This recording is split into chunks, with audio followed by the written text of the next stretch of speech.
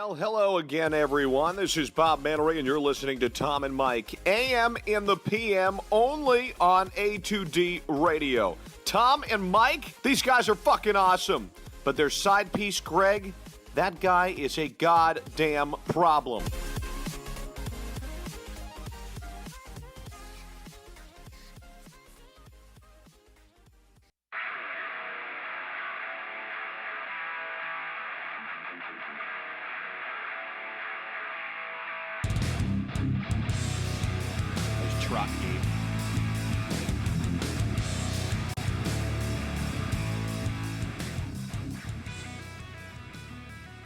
Dad's not here and you decide it's amateur hour.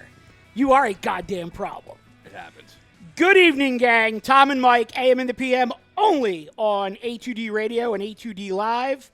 As you can see, Mr. Arnone not with us tonight, but we are joined this evening by the man, the myth, the legend, the host of The Fix, and producer extraordinaire, Mr. Ryan Brodo. Boys, how are you? It's good to see you. Thanks for joining us tonight, sir. It's good to see you, Greg.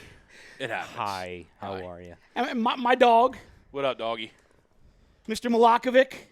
Rob Pove on the ones and twos, doing a bang-up job. Y'all know me, Mike Mataraki. Tom is actually going to be joining us shortly. He will be dialing in from sunny Florida. Vacation number what this year? 7 or 8. It's something like that. He'll tell us it's not. He'll tell us it's like 1 or 2, but because all the other times he's working. But yeah. So Dad will be dialing in shortly, and we will get some chat with Pops. But good show for you tonight. We're gonna keep it fast paced. Probably do a hour and a half, hour and 45 minutes for you guys. But big topic right out of the gate is going to be the Birds. Preseason game number 3 tomorrow night, fellas. The most relevant of the 3 preseason games. Typically a game when a lot of roster spots are decided, jobs won, lost, etc. I don't know about you guys. I kind of feel like this 53-man roster is set. So our poll question for tonight, for the family, and I'll circle back to all you guys in a second, is the Birds 53-man roster set? Agree or disagree? Or the Birds 53 is set? Agree or disagree? Mm-hmm. We're also going to get into a little bit of Phils.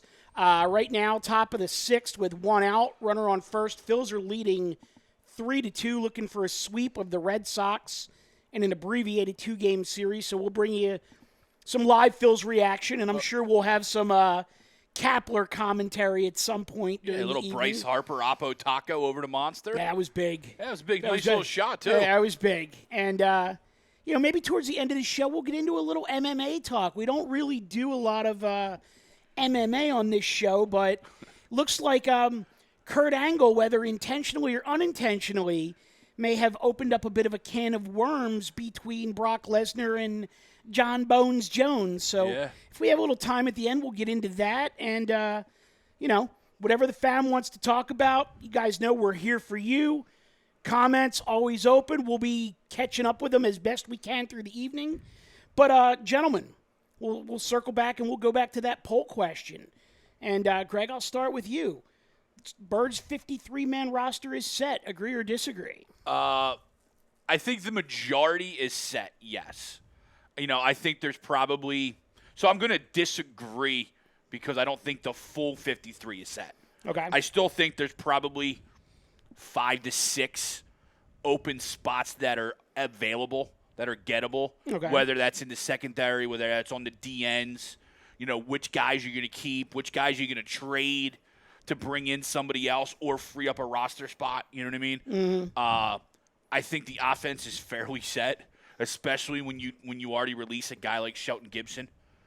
And then you just released Braxton Miller here recently as he just signed with Cleveland. Mm-hmm. So I think the offense is set. Most of the defense to me is set. It's just I think there's a couple places that there is a bubble and there is a couple of guys fighting for it. Okay. Ryan? To me, I think it comes down to, over the next 2 games, are there guys fighting for jobs, whether they're in the bubble right now, projected-wise or not? Yeah, of course. Because if not, there's always going to be someone fighting for a job on the bubble. But to me, I think the organization as a whole has exactly what they want and plan out for this roster.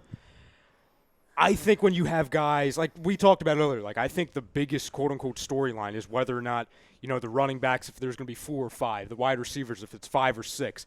But if as a rough outline, I think this roster is pretty much set. You have cores that were set not only, in the last week, but months ago, based off of, how good it is, in certain spots. Right. I think it's going to come down to a couple players here or there in certain positions, but more or less, I think this roster is set. Okay, interesting.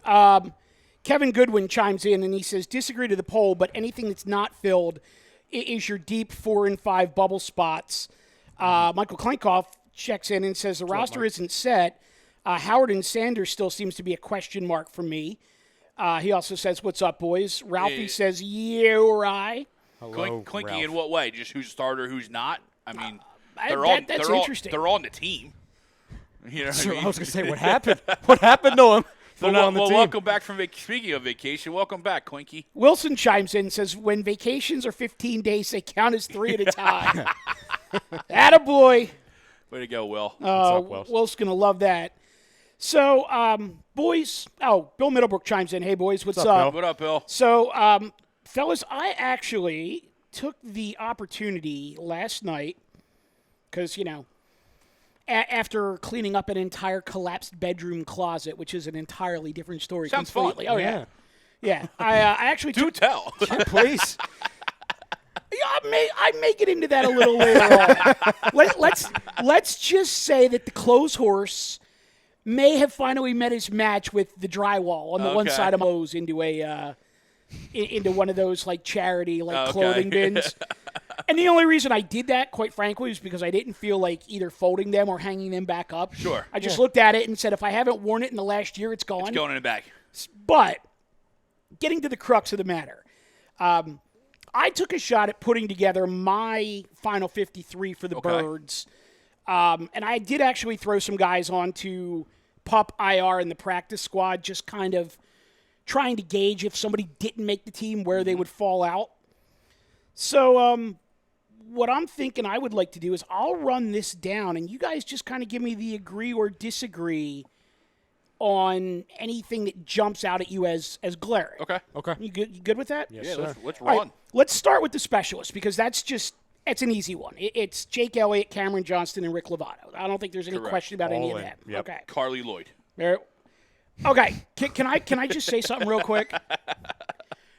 Whoever the fuck keeps posting that she kicked a 55-yard field goal. She did not kick a 55-yard field goal. No, she did. It's just not on the video. No, she kicked an extra point, and whoever was filming the extra point went, oh, that would have been good from 55. John Clark ran with it, and everybody else followed. I saw a clip. And I saw a clip where she hit multiple from different spots. Yeah, but she wasn't kicking 55 yards. I just figured the video was just of a closer one, and they said 55. Whatever. She also took a 5-yard running start. Yeah. And she was also slow too. Yeah. So yes. live game action, that shit's getting blocked and taken back to the house. Necessary roughness can happen in real life. Look, not Ireland, unless you're Kathy Ireland, a.k.a. Carly Lloyd, can happen. All right. I mean, can we just get Julie Ertz out there? Let's go. All right. Anyway, so we know the specialists are decided. My 3 quarterbacks, I am going with Wentz, Sudfeld, and McCown. Yeah. I think Kessler gets an injury settlement, and off he goes. And he stinks. Yeah, pretty much. And I think they try to sneak Thorson through waivers and get him onto the practice squad. Yeah, I mean, I'm okay. And if they don't, yeah, it's not having you. Yeah, it's not a huge loss. Although I will say this. Thanks for game 2. I appreciate it. Yeah. He did flash a little bit against Jacksonville. He actually played a little bit like he knew he had to play quarterback. Yeah. He went from being hot garbage in week 1. Hot garbage? To garbage. Hot We're in garbage. Fenway. Hot garbage. I love it. Hot garbage in week 1 to he's got a pulse. Yeah. Like, Okay, he was a Division I quarterback. Okay. Oh, he threw a touchdown? Oh my god. Like that's like his career highlight. So wait. So if he plays well this week, he goes from being hot garbage to a Division I quarterback to a Big Ten quarterback? Because he was a Big Ten quarterback. Yeah, but it's Northwestern. All right, fair point. It's like there's they're all smarter than every single one of us. True. Like to get into Northwestern, it might as well be an Ivy League school. But their stadiums, like I've seen high school stadiums in Texas and Florida that are bigger than Northwestern there's no Stadium. doubt. That's why I said when we drafted him, again, I will never understand why we had to draft him there when we had a million other spots, but I was thinking maybe he can be like a clipboard guy. He's smart. He's clearly smart. Just never go on the field ever, please. All right, so this is where it gets a little interesting. So for the running backs, Okay. obviously you're going Howard Sanders, Sproles, because there's no way they re-sign Sproles unless they intend to keep him. Mm-hmm. Correct. Which then, for me, leaves 2 spots. And I have those 2 spots going to Corey Clement and, believe it or not, Wendell Smallwood. And I think them there's keeping 5. I do have them keeping 5, but I don't have them keeping either Josh Adams or Boston Scott on the active roster. You forgot Denell Pumphrey, too. Yeah, I mean, God, you're disrespecting the GOAT. Disrespect How out of you. Hey, forget about it. You realize, and I know you kid. I know this is in jest, but you realize the only reason they even brought him back was out of guilt for letting him go the first time because he was always hurt. No, absolutely. I mean, I don't have a problem with that group. Mm-hmm. Wendell Smallwood seems to be that guy that's got pictures of somebody because the organization just somehow loves this guy. And I'm not saying he's bad. I don't know that they love him so much as they just, for whatever reason, they trust him. Yeah, maybe that's the word. He's fine. Maybe that's the he's trust. Fine. He's fine. He's fine. But I do We'll agree deal with your it. 4. Okay. Yeah. That 5th to me, and I'm not saying you're wrong because No, I I think get that ultimately is who it is. Okay. But I think another decent day out of Adams, or if Scott flashes something on special teams and gives a burst there, might push them over Smallwood. I will say I do have them keeping both Scott and Adams on the practice squad if they can get through waivers. The disagree part is I don't have them carrying 5. I think that they would rather use that for another position group, either interior line or maybe a cornerback, for example, just because we know we've been injury riddled there. Not that we haven't with the running backs, but I think what happens is this is like a conspiracy. So hold on a second. You only have them carrying 4. Correct. So who's your 4? Well, it's Howard, it's Sanders, it's obviously Clement and Sproles. Okay. So in your mind, no Smallwood. No, and people like somebody on the dial said today, which again you're not doing your homework. They're like, oh, you could put Smallwood on the practice squad. You can't because he's been in the league for more than 3 years. Yeah. He's not eligible for the freaking practice squad. Giggles low. But anyway, my point is, a guy like him, I think could end up on a team like the Texans because you see the running back depth is a little iffy. And again, Wendell is fine. And I think he can have a role somewhere. Like, he's an NFL running back, but just not on our roster because our roster, especially at the running backs, is already filled up. You know what I'm saying? I agree with the Josh Adams and Boston Scott thing. I think both of them you could stash.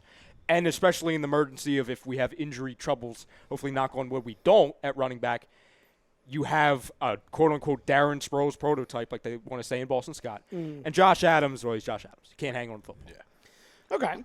No issue with that. But the reason that I have them with 5 running backs is I actually only have them keeping 5 wide receivers. Okay. The first 4 are pretty obvious. It's Jeffrey, Deshaun, Nelson, J.J., Whiteside.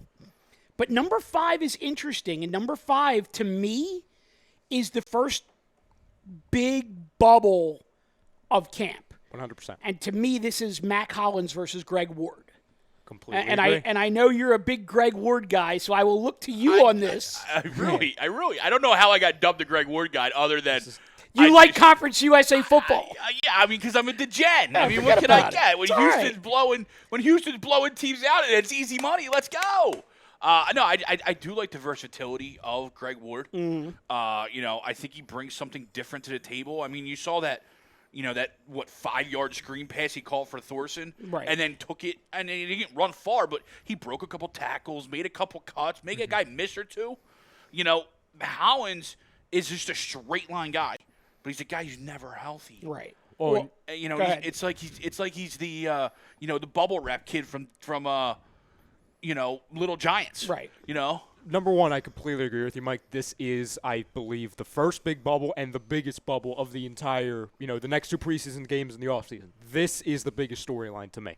Ooh. Because I may hashtag disagree with you on that one, but we'll get there. I look forward to it. We'll get there.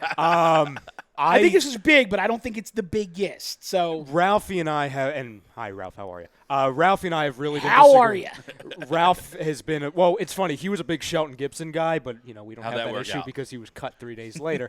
But he's not a Matt Collins guy, which I'm not saying I am. Listen, to Greg's point, he's never on the field for me to be a Matt Collins guy. But the thing that, and this is just what the team is telling us, he offers something on special teams that a Mark and Michelle, a Greg Ward, especially a Shelton Gibson, they do not. And that's where they value him, especially when, again, you talk about, your 4th, 5th, even 6th wide receivers on the roster. You're using them for special teams strictly, except for maybe a play or two, in special situations, because especially when you have Alshon, Nelson, D-Jax, JJ ahead of you. You're not going to see much of Matt Collins in, everyday scheme plays on the offense. Yep. But with that being said, I think the 3 guys that are mentioned, 2 of them we already mentioned, Mac and obviously Greg Ward. The other one being Mark and Michelle, number 1 because I love his brother. His brother's awesome, Sony. Yeah. But Good he TVs. did have arguably the highlight of the preseason. It was like one of 2 highlights that we've had. Yeah. But I think if he has a great next 2 games, maybe he has another long touchdown, I think he would be on the outside looking in. And he'd have an interesting shot at possibly doing that. But at the end of that, I think it's Holland. So I actually do have Mark and Michelle on the practice squad. Okay, I like that. I don't think they cut ties with him completely if they can get him through waivers.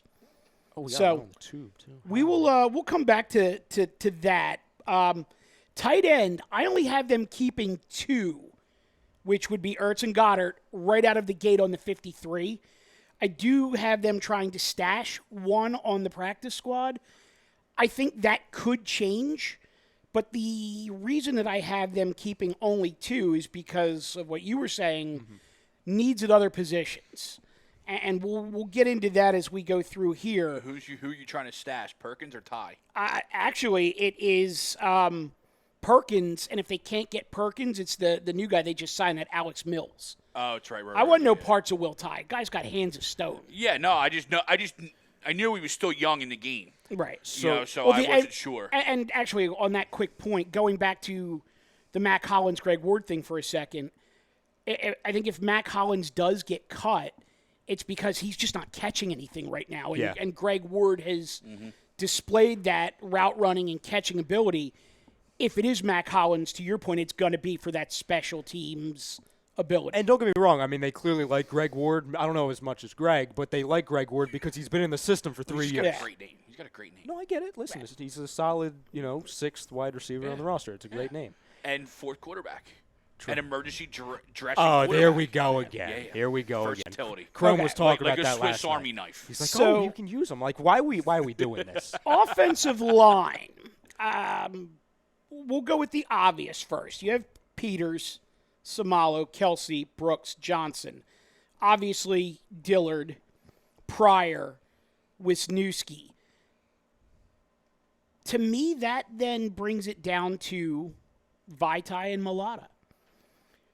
Do you try to trade Vitae for secondary help, for a defensive end, for a 2nd-round draft pick next year? Do you keep Vitae, cut Mulata, and hope that because there's not as much hype around him now as there was last year, you can get him through waivers and stash him on your practice squad? So I do think that last offensive line slot, if that is the last slot. So would that be 9? That would be 9. That would be 9 because Salamalo can play multiple, Pryor can play multiple, right? Yep. Wiz can play multiple. Exactly, yes. And it was exactly the thought. It was right. Your 3 back, you have right out of the gate your 3 backups: Wiz, Pryor, and actually Samalo, who's I actually have in here as a starter right now for Brooks, right? They can all play multiple. Mm-hmm. And then it comes down to, Vitae and Mulata. Big V can play both tackles.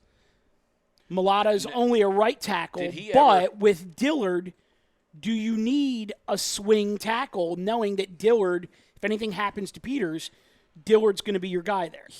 Real quick, here's a question, and if you had him in the list, excuse me, but the kid that we signed from Army, Toth? Yes, I actually have him practice squad. Okay.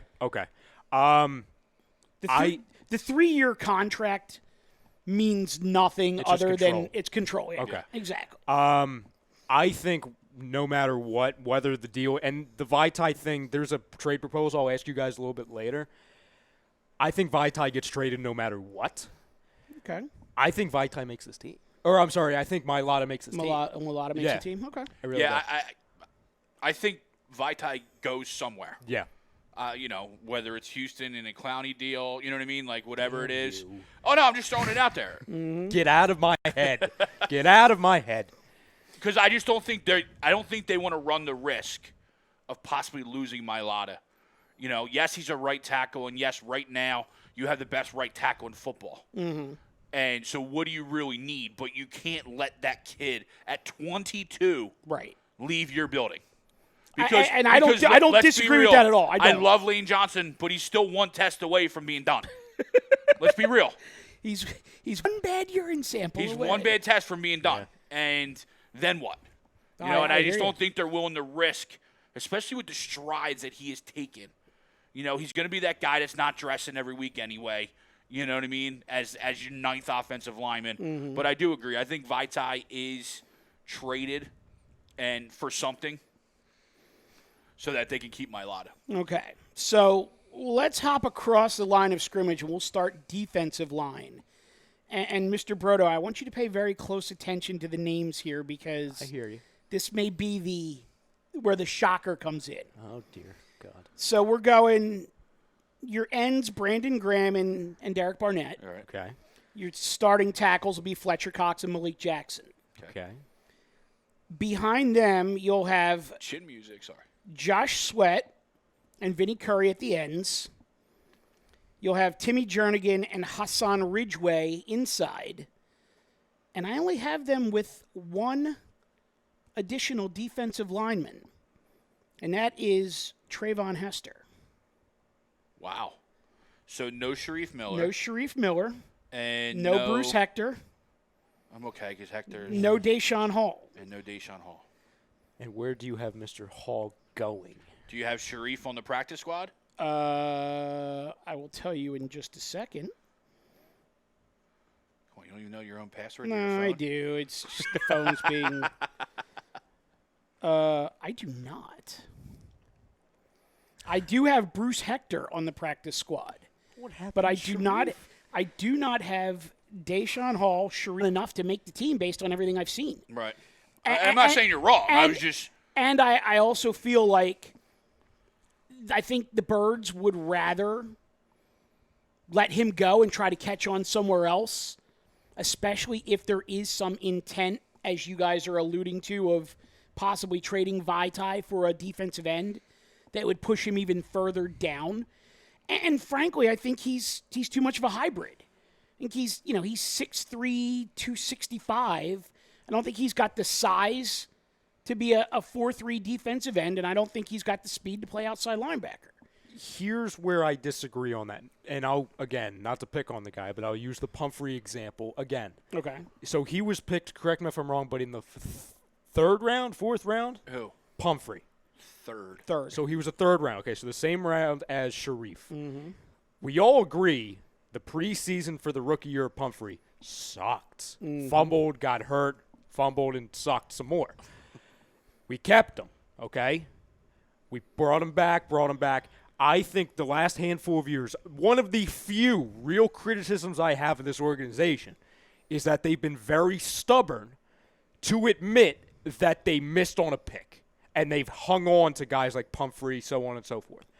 I understand what you're saying. Has he been great? Has he shown me much of anything? No. But I think it would be very much unlike them to just quickly part on a guy like Sharif, who, again, he hasn't showed much, but in an organization where in the last handful of years they've hung on to guys just because, hey, we used a third round, we used a fourth round to get you. I would be very surprised if they strayed away from that mindset because of this. Could happen because, again, he hasn't shown much. But, again, just based off the last handful of years, they haven't done that with other guys that have been worse. I think my counterpoint to that, and it's a valid point, and folks on the tube, on the book, we know the comments are there. We're going to come to you, I promise. My counterpoint to that would be maybe they learned their lesson with Pumphrey, and now they're not quite as afraid to cut bait faster. Okay. See, and I don't disagree with that. To me, though, that guy might be a Josh Sweat instead of the guy they just. Yeah, and that's fair. You know what I mean? Like, that was where my thought was. Like, maybe they go Josh Sweat. Like, he was injured last year. Did he flash a little bit this year? Yeah, but 6'1", half dozen another. Let me see what the new kid can do as opposed to somebody I know. And if that's the move, I have no issue with it. Yeah. I'm just kind of projecting. Like, I don't know if that's the move or not. So, linebackers, I actually have them going a little heavy here. Just for the special teams functionality and the fact that, as we talked about a couple weeks ago, Greg, I just don't feel like they're very deep here. Yeah. No. So they're deep in numbers. But not necessarily not in it's just a lot of stuff. Skill, it's right? A lot of stuff. Yeah. Right. So, stuff. Forget about it. Get some stuff. So obviously your lead three are going to be Nigel, Zach Brown, Nate Gary, and then I have behind them L.J. Fort. Your guy out of Wisconsin, dude's a tackling machine. Edwards. Dude's a tackling machine. And I think I get credit to Bryce Blackwell on that one. Bryce brought me on that a couple weeks ago. Well done, Bryce. And then the guy that they just picked up from, I believe it's Cincinnati. The Cincy kid. Eric, the kid out of Eric Worley or Alex Worley, something like that. The kid out of Ohio State. Right. And I think they run six there. And then what? Camus on the pup to start the year. Yeah, he's on the either the pup or the IR, one of the two. Yeah. Good. At least the NFL still calls it the IR. Yeah. Ryan, any issue with the linebacking core? I agree. Okay. I agree. Now here's another bubble that comes up here on the corners. So I have them keeping Ron Darby. Yep. Rasul Douglas, Sidney Jones, Avonte Maddox. Now, to me, you have all right, Mills is on the pop. Okay. So let's just take Jalen out of the equation for a second. Because I was waiting for the name, and I'm like, okay. So I got you. With Mills on pop, I think you have three guys fighting for two spots. Okay. So I think you have Orlando Scandrick, Crevon LeBlanc, and Hawkins, the kid that they just, they really love him, and he just keeps coming back and coming back and coming back. Well, isn't LeBlanc injured? He is, and I don't know if it's a situation where they put him on IR and they just say, okay, 8 weeks, you're on IR. Right. And if that's the case, then I have them going Scandrick and Hawkins. Mm-hmm. Do they risk just letting LeBlanc walk? I don't know. I think they like him, but we've had this discussion how many times. Mm-hmm. The guy was a street free agent in week 10 last year, and now this entire fan base is in love with him. Thinks he's God's gift. So what, the fine wine Crevon LeBlanc? Exactly. Crevon LeBlanc. Crevon LeBlanc. Do you want a baguette? With the pinky out. So So yeah, I have it as Hawkins and Scandrick, and LeBlanc is kind of with the injury the wild card there. Yeah. No, I'm good with that. My outside of that, this is a big year for Rasul. It is. I agreed. Because I think it's a contract year. Am I right? Yeah, but I think he's also at the point where he's finally ready. So I was scared of the hit the alarm. I was scared of Swoop next to me. I think Rasul's got to do something this year. More than he has in other years. He's flashed in other years, but there's never been that sustainability to stay on the field consistently. Agree with that completely. So this has got to be a big year, especially when you look at guys like LeBlanc, guys like Hawkins, guys like you can get Scandrick again off the street again. If these guys are available, they're coming for your job. Right. I'll give you guys in the fam at home a quick agree or disagree question. Mm-hmm. Rasul Douglas would be a better safety than cornerback. Because of the physicality, because of how they say, okay, coverage not so great, but tackling, he's very good. Maybe, but then who do you keep him over? Dickerson triple. There you go.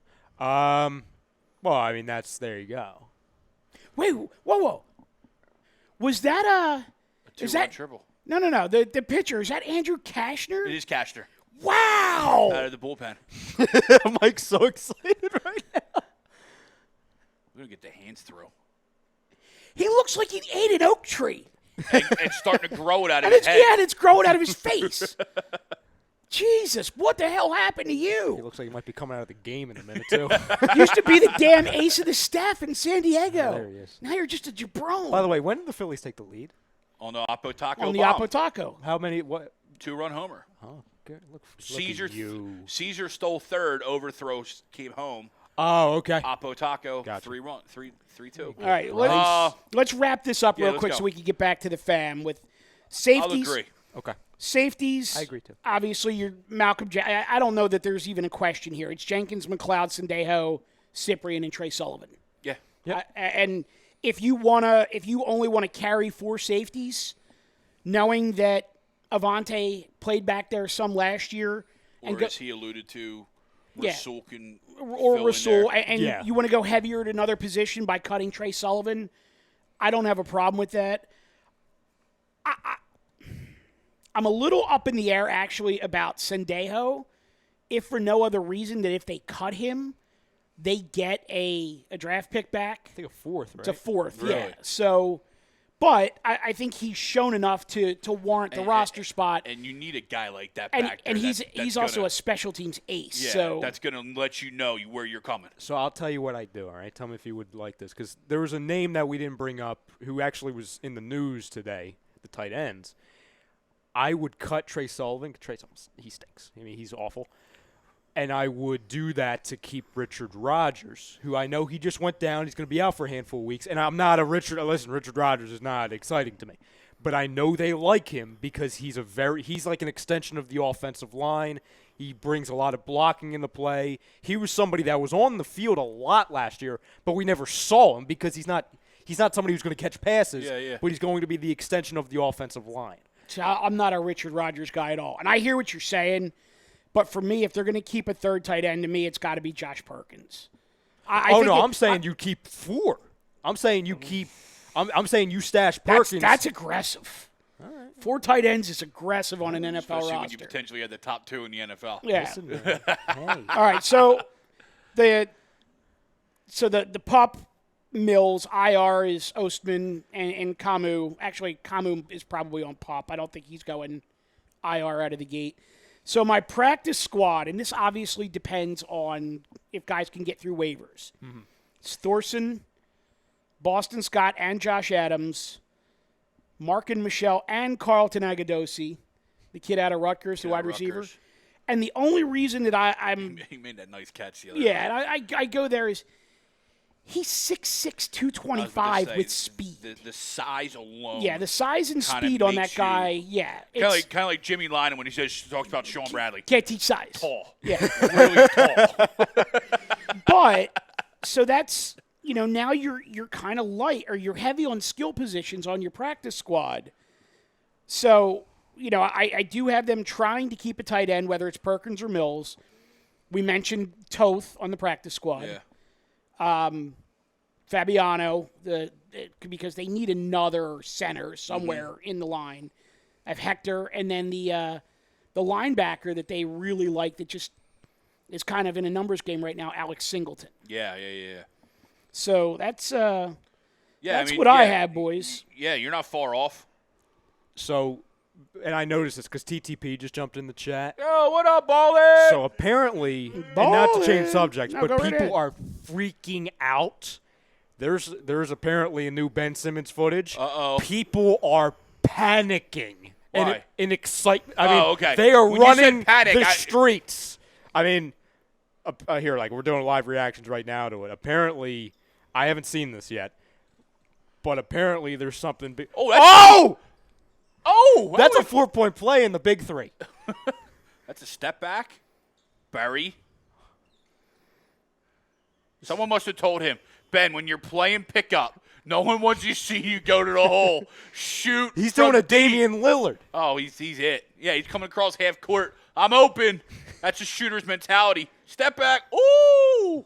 TTP, I understand. Oh, now, brother. TTP, I love it. Oh, God. Get it up. What's up with these comments on the book? What? I haven't seen. I can't scroll. Well, you left out of it. No, I'm not in the watch party. I'm literally just watching us. Oh. Let me see. And there's 80 comments, and yeah, I can't really scroll through them. Pove, are you? You're on the. Go back. Go back. Hit the. I was gonna say because you're on a desktop, comments. and I don't think it gets Yeah. rid of those. Oh no! Wow. Yeah.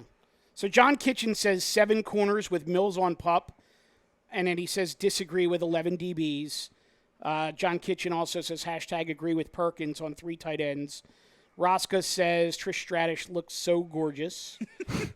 Hi, Dave. But she wasn't even on SmackDown. He's maybe watching something on the network. I don't know. Oh, here we go. Or maybe watching something completely got it? different. Yeah, I got it. So Dion Brown wants to know, how is it that I'm not labeled a top fan of this show? It's not us, Dion. It's not us, it's brother. It's Zuckerberg. It's You- not us. You gotta, But you gotta you go- are a top fan, No, brother. You know to that. us. Eventually he came in and goes, oh, no, there it is. There you go. There you go, Dan. And we're Sweet. back. We're back. I'm sorry, Zuckerberg. It's not you this time. Andy Ritter says, what's up, gentlemen? Have a great What show. up? Hi, Andy. Wait, but One that- Dion, hit me up in a DM for your shirt. There you go. There you go, Dion. Rob Brinkman, what's up? Brink says, I think the roster is set for the most part. A few may be up for grabs. I think there are a lot of good players in camp. Coaches have tough calls to make. And Brink, I agree with that completely. Yeah. I do think that even though I thought that most of the roster, 49 out of 53, was probably set, I do think that the talent level behind that first 53 is a lot higher now than we've ever seen, Well, probably. I mean, you brought the kid Edwards, like that linebacker. Like, I mean, how did this dude's a tackling machine out of a tackling machine supply line. A tackling what I mean? machine out of a tackling machine school out of a School. tackling machine conference. Yeah, and Bryce was very excited when you brought that up. He says, yes, Edwards is a beast. yeah. Yes. But it's like, because the kid didn't run very well. Right. I watched tape. You know what I mean? I watched tape of the kid playing the game. Luke Kuechly doesn't have breakaway speed you either. watch tape? No, I'm just saying, like, I watched the game. I know what you're saying. I'm not Chuck. I was about to drop the Chuck's line out there. Somebody was going to, so I figured I would try. No, I don't do that. You but watch tape? as opposed to, like, in the underwear Olympics, I'd rather watch the kid play. And he showed it. He showed it this preseason. He's a tackling machine. Yeah, Tristan Russo says, not trying to be negative, but I don't see Clowney coming here. Fair point. No, I mean, I understand. I see why people don't want him and don't think we need him. No, I'm there. Especially since you have to pay him right away. Yep. But I mean, if he shows up take at our him. front door, I'm not If going he to be like, shows go up- next door.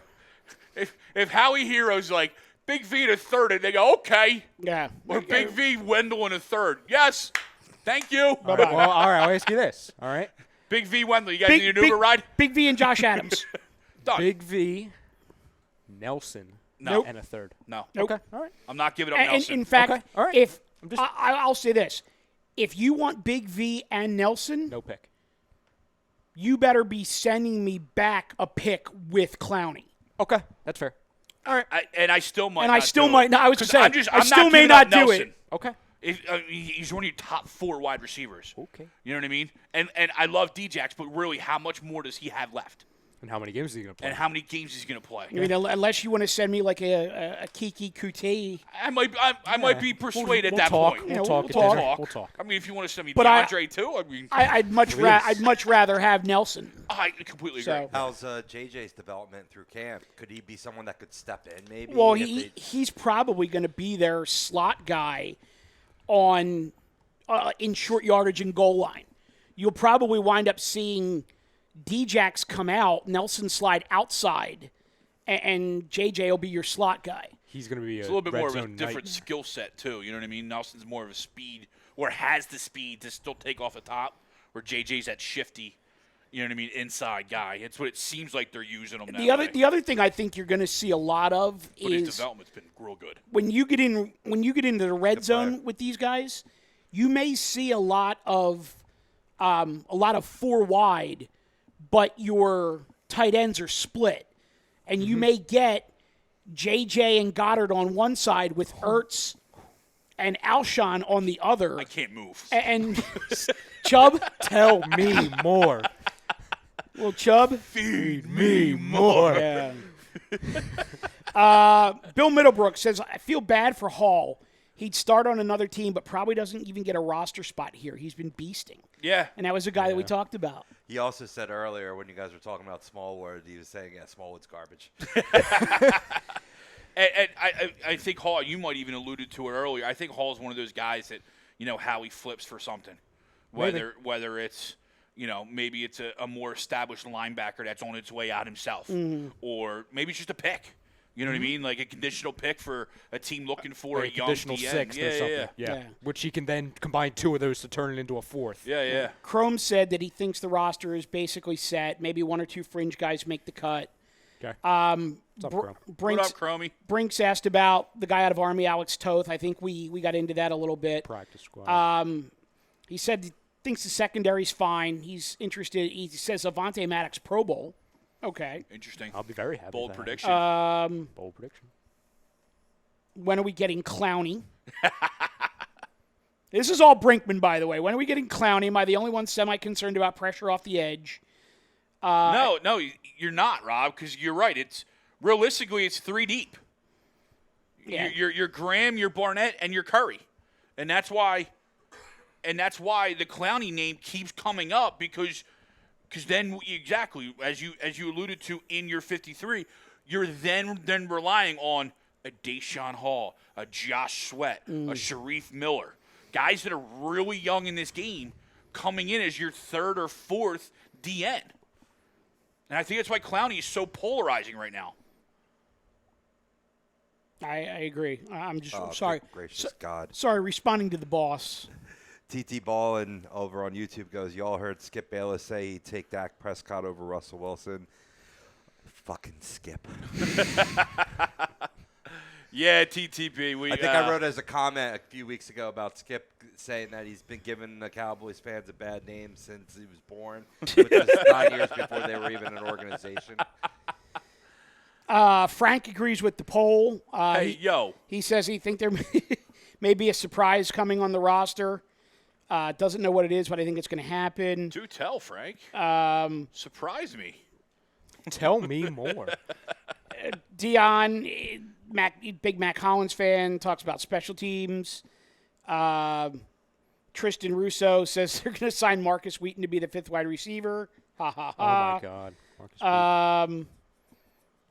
Clay Ferguson says Clayton Thorson's still the coolest name in the league. Bill Middlebrook, interesting. He says give the Texans Smallwood, Nelson, and a pick for Clowney. Can't do it. I'm not giving up Nelson. Nah. I can't. First round pick. I'll give you Vitae Smallwood in a pick. Tom said nobody cares about Clayton Thorson besides Kyle. I would tend to agree with that. Bill says, who the hell needs 5 running backs? Back in the day, you had 3. Yeah, except for last year when you had 5 and you went through all of them. Yeah. So there's that. Clay Ferguson wouldn't give up a third for Clowney. Don't buy into practice videos. Ralph says Big V, Smallwood, and picks for Clowney. If you're giving up Big V and Smallwood, why are you giving up picks too? Ralph. Bill Middlebrook says, I'm crazy. Hall deserves a roster spot. I'm not saying he doesn't. You're not I just crazy, Bill. don't know that it's a number. I think it's a numbers game. You're not crazy at all.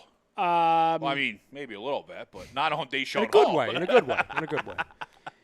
John Kitchen says Mulata stays. They're keeping 9 linemen. Yep. Ralph says, give me word. Holland stinks. I mean, you're not 100% wrong. Tristan says, look at Beavers. Brodo doing doubles. Yeah, you got 4 hours, me. And then 4 hours, me tomorrow. Wow. 4 and 4. That's 8. Yeah. Right, Nobody call me on Friday. Just nobody call me. Clay chimed in again. He says Clowney has 30 total sacks in 5 seasons. For a number 1 overall pick, Clowney has not lived up to his draft slot. He's great against the run, not a great pass rusher. But he's been out of the lineup a Right. lot. When he's been in, he's Although been pretty dominant. Although And Clay does and make a great point, but that's also exactly opposite of what he was in college. But he So also does he was need? A, Does he he was need? also a man child. Right, versus but does he need? boys. Does he need another system to kind of put it all together? And he has been better recently, the last 2 years, when he's been more healthy than he was early in his career. Right. But that's a big part of the price tag that comes with them. Absolutely. You guys got the Tyler comments on the Ben Simmons video, obviously. Jeremy Balin says, "What's up, fam?" What's up, Jeremy? Ryan, what do you got on the tube over there? So we start off with D-Love. There's a lot of excitement about Ben Simmons right now. D-Love coming in early talking about Ben. He says Ben Simmons hitting them jumpers, new video. Let's go. Bryce talking about the poll. He says, I knew I was wearing Sixers because for of something. that. You put it into the universe. It's that's you. what I do. Because of you. It's about time. It's the GOAT. It's about time.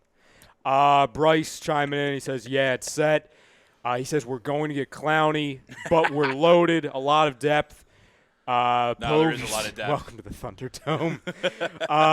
Alexander, what's up, Alex? He says, Smallwood has good leadership. Yeah, just not good running skills. Todd Womack says, Philly Dilly guys. Todd! And then he says, Zeke who? Ooh, yeah, Zeke who? I take him. Oh, Bill Middleman chime back in, and he says LeBlanc all day.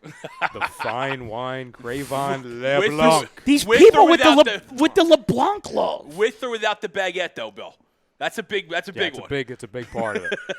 Alex says Ward has always overcome adversity his whole life. Now Let's go. Maybe his time to make the 53. Hollins can't stay healthy. And again, I agree.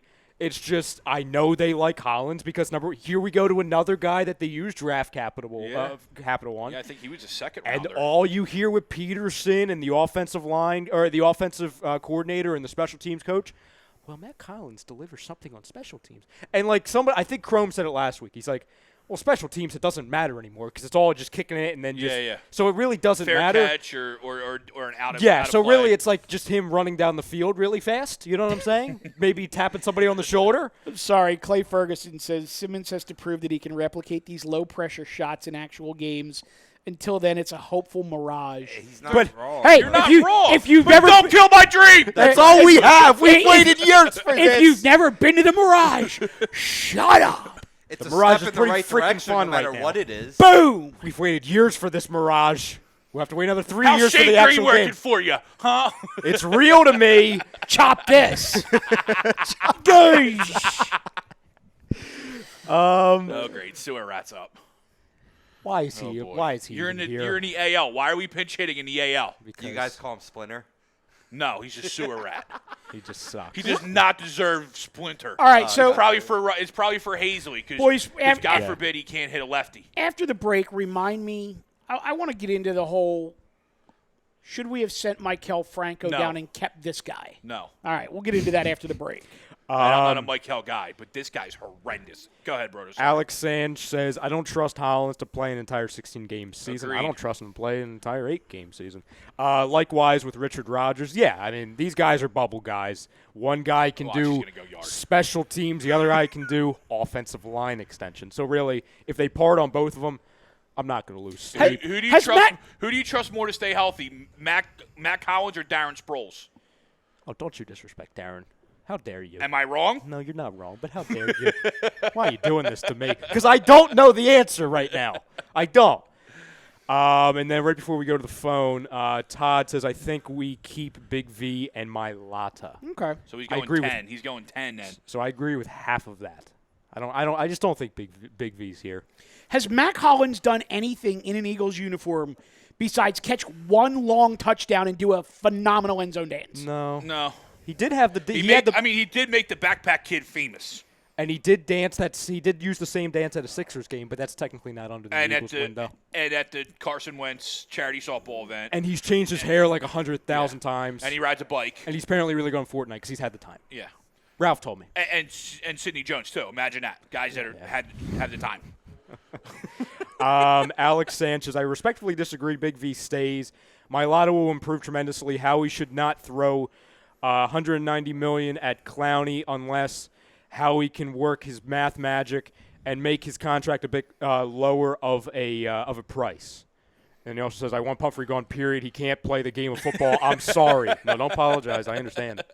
I completely understand it. All right, well, we got about 5-6 minutes, maybe even closer to 10 until we go to break. And as we promised, my partner in crime, the founder and owner of A2D Radio and the host of this show.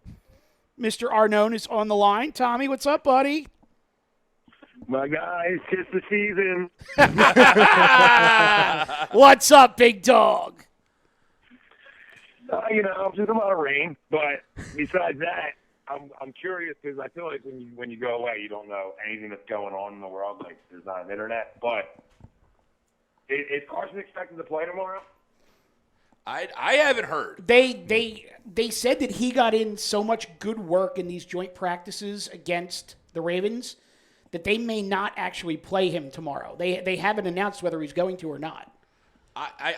Going into it, I kind of expected most of the starters would play maybe a series, a quarter, and I expected Carson to be on that group.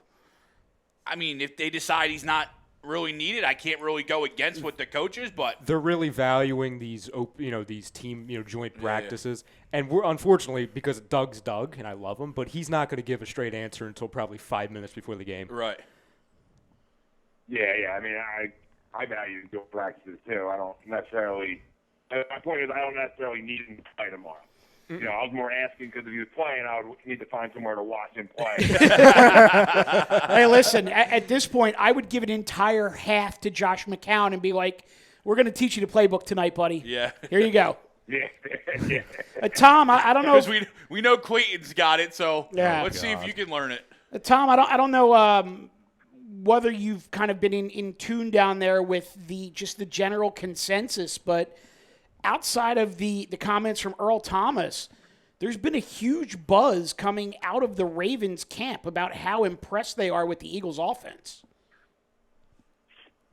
Yeah, I've seen the Earl Thomas comments, which is, when you get a future Hall of Famer talking about a guy like that makes you feel good and makes us all know that our eyes have been telling us the right thing for years, and the faulty in society can just move to Jacksonville.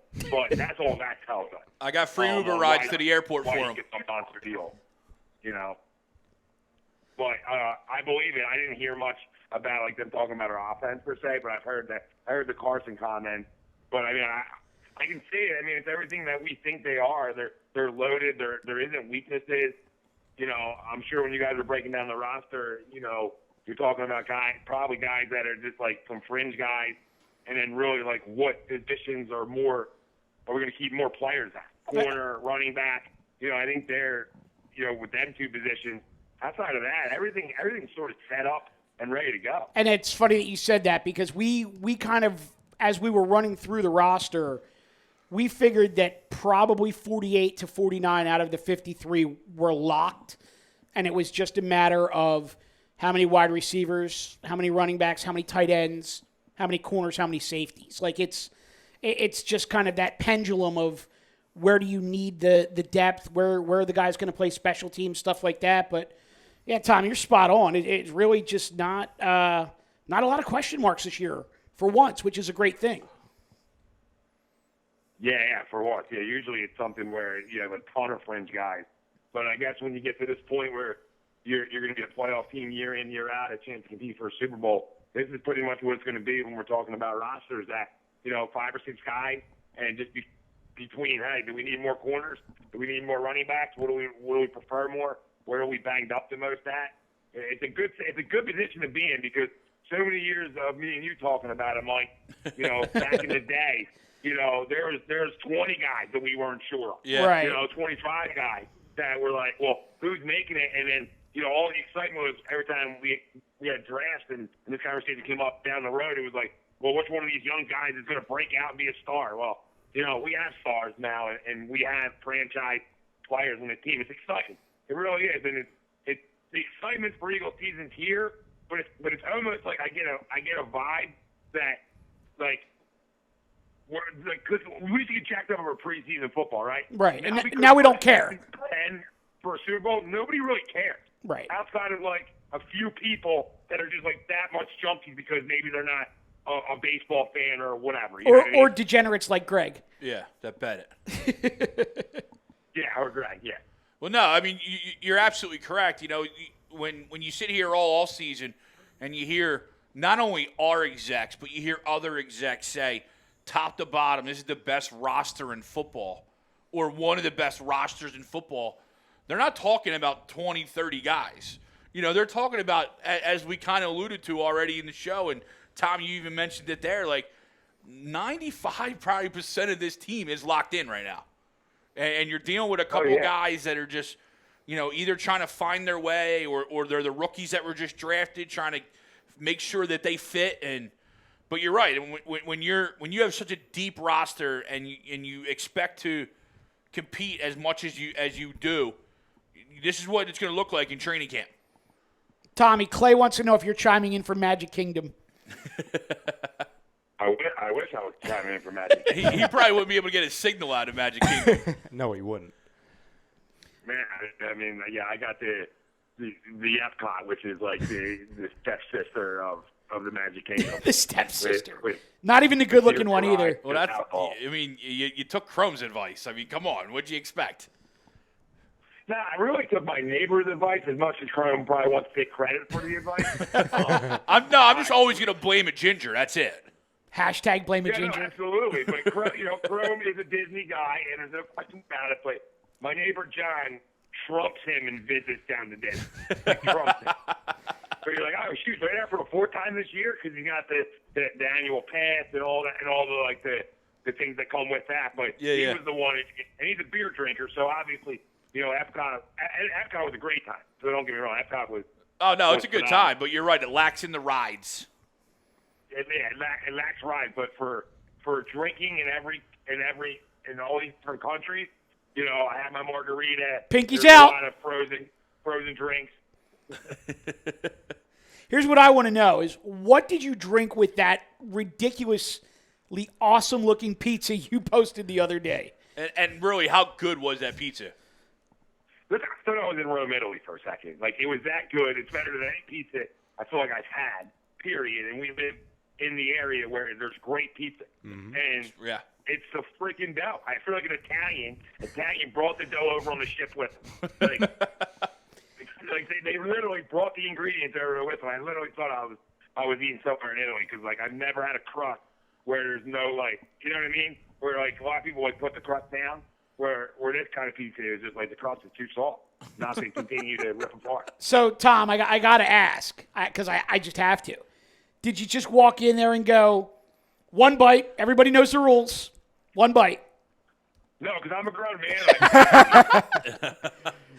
He put it on the tee, and I knocked it out of the park. Yeah, thank you for that. I feel like I knew where you were going. Well done. So, all right, boys, it's not going to keep you long. No, hold on. Before you go, we got about a minute or so to break. Ryan wants to hit you up real quick. Real quick question, and I don't know if you've talked about it on previous shows. Where at the moment do you stand on this whole Jadeveon Clowney thing? Are you all in? Are you all out? Are you indifferent on it, on the Eagles getting him? I mean, I'm not out of it. I'm not like all in on it. I'm more in like the middle. Like if the price is right, means I have to give him a massive extension, then yeah, I'm in. I mean, I'm not going to pass up talent ever, especially talent at his level. But again, like, that's a third and a fifth. And the fifth you're not getting next year. The fifth is 2 years down the line. Like, if they're so willing to let him walk because, they know they're not going to sign him, then yeah, I mean, I'm in on the sweepstakes. But I'm not, I don't care about a second. I'll give up a second, and I don't really care about a first, but I'm not going to give up a first for to give a massive contract to. But a 2 and a 5, 2 and a 6, I'm in. What about Big V in a third? I don't think that. I don't know Big V in a third. I think you're going to be Big V in a second because this team's value picks higher than players for whatever reason that is. Yeah, I don't disagree. I just know they need offensive line help too. Big V in a second, where do I drive it off to? Greg will handle that one for you. That's one weakness defensively, boys. I mean, one weakness we have defensively outside of Graham, Curry, and Barnett is 2. Yeah. Who's Josh Sweat? I'm not sold. So, I mean, I like to give him Penn State, but again, are we asking a rookie to come in and get major snaps for a team that we expect to go to the Super Bowl? No, it's funny, Tom, because I didn't even have Sharif Miller on my final 53. And he's a draft pick, yeah. I had Sweat, and Greg and I kind of talked about it and just kind of said, at this point between the two of them, it's almost a coin flip. So if you can, if you get Clowney instead of one of them, why not? I agree. I mean, maybe a guy like, maybe you send some players back, like maybe it's Big V, maybe Sweat in a second, to really spice in the pot up for him when they're getting, I like NFL guys back. And a quote-unquote replacement. Yeah, I like that. Yeah, even though we know he stinks, but, some people think that a guy will work elsewhere because it didn't work somewhere else. No, absolutely. And my final question, real quick: when you were in Epcot, what was your favorite attraction, ride, country? What was the favorite part of Epcot? That's my favorite park down there. Is it really? It is. Of course. I'm a Magic Kingdom guy. Yeah, I don't go. I'm not a Splash Mountain guy. Epcot was great. Epcot was great, but Magic Kingdom guy.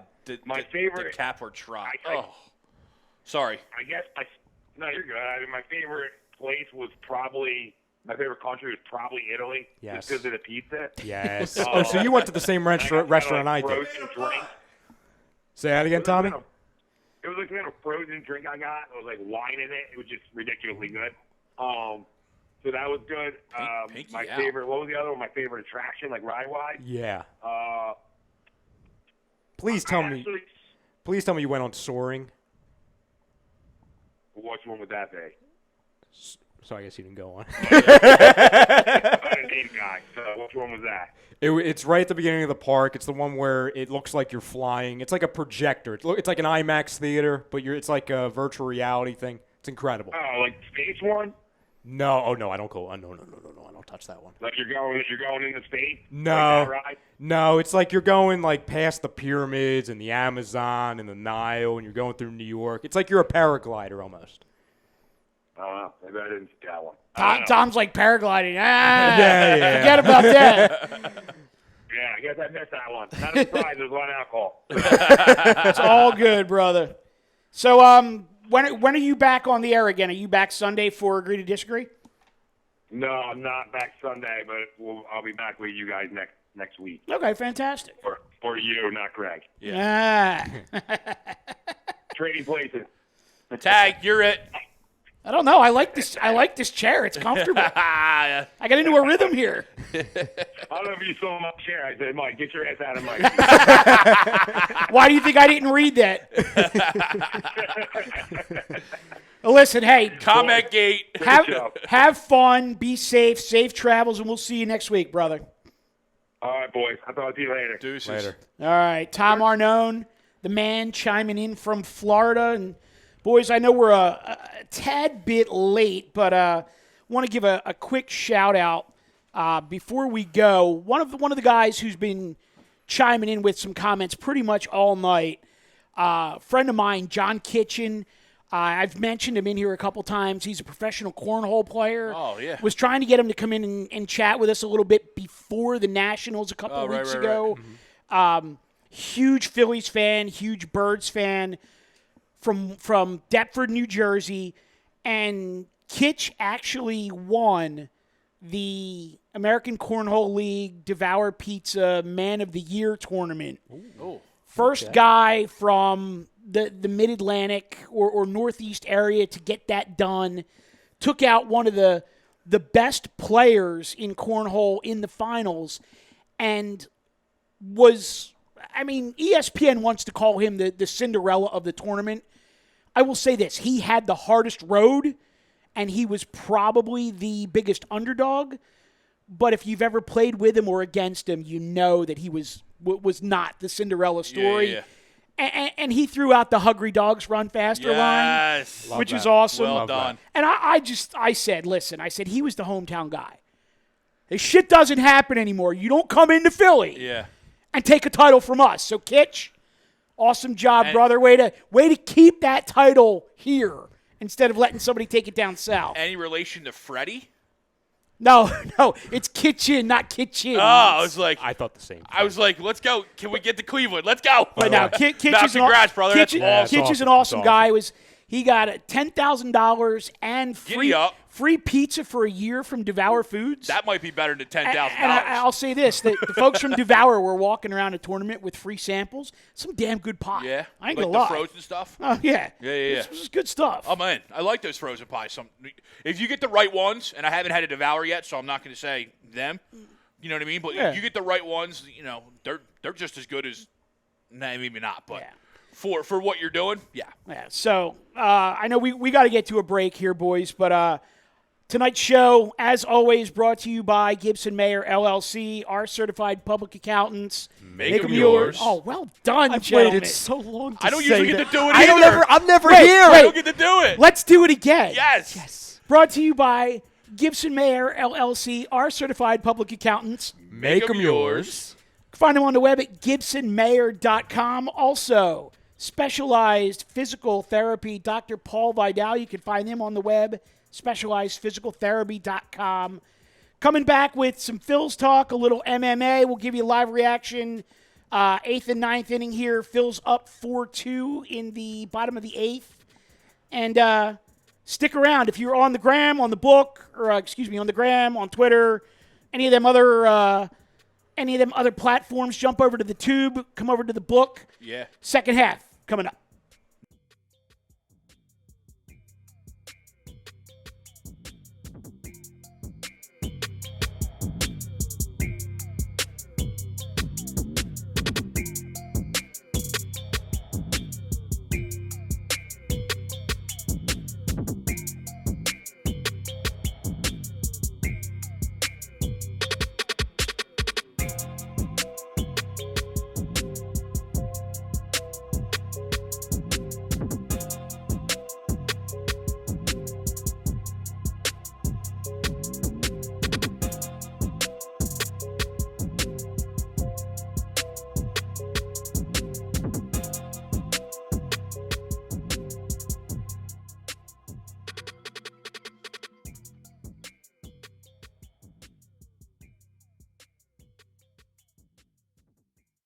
Hi, folks. Bob Mannery here. You're listening to A2D Radio, real sports talk radio for the fans, by the fans, no agenda. These guys are the best in the business. Hashtag it. No notes. Tom and Mike, AM and the PM, is brought to you by Gibson Mayer LLC, certified public accountants. Gibson Mayer, located in Yardley, PA, is a leading accounting and business consulting firm with a proven track record of handling critical issues and expertise across many different industries, including construction, distribution, hospitality, manufacturing, real estate, service trades, merchandising, professional services, and professional sports. Give them a call at 215-369-3300. That's 215-369-3300. 215-369-3300. Your initial consultation is always free, and if you tell them that Mike from Tom and Mike AM and the PM sent you, you'll receive 15% off all income tax services completed by February 15th. That's Gibson Mayer LLC, certified public accountants, 215-369-3300, or visit them on the web at www.gibsonmayer.com. That's www.gibsonmayer.com.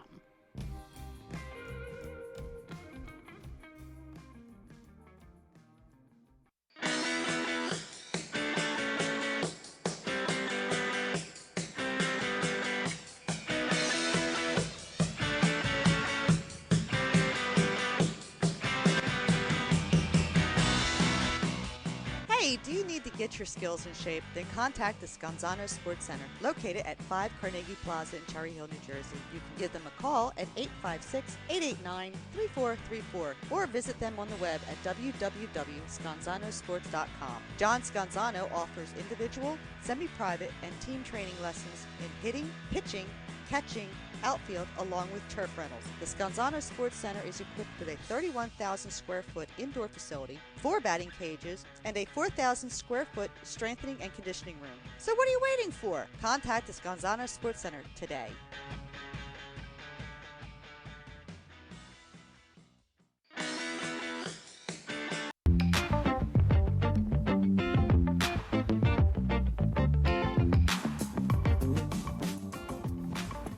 A2DRadio.com is sponsored by The Sports Outlet for all your sporting needs. Located 703 Black Horse Pike in Glendora, New Jersey. Give them a call at 856-939-2030 or email them at sportsoutletnj@comcast.net or visit them on the web at www.sportsoutletinc.com for all your sporting needs. The Sports Outlet.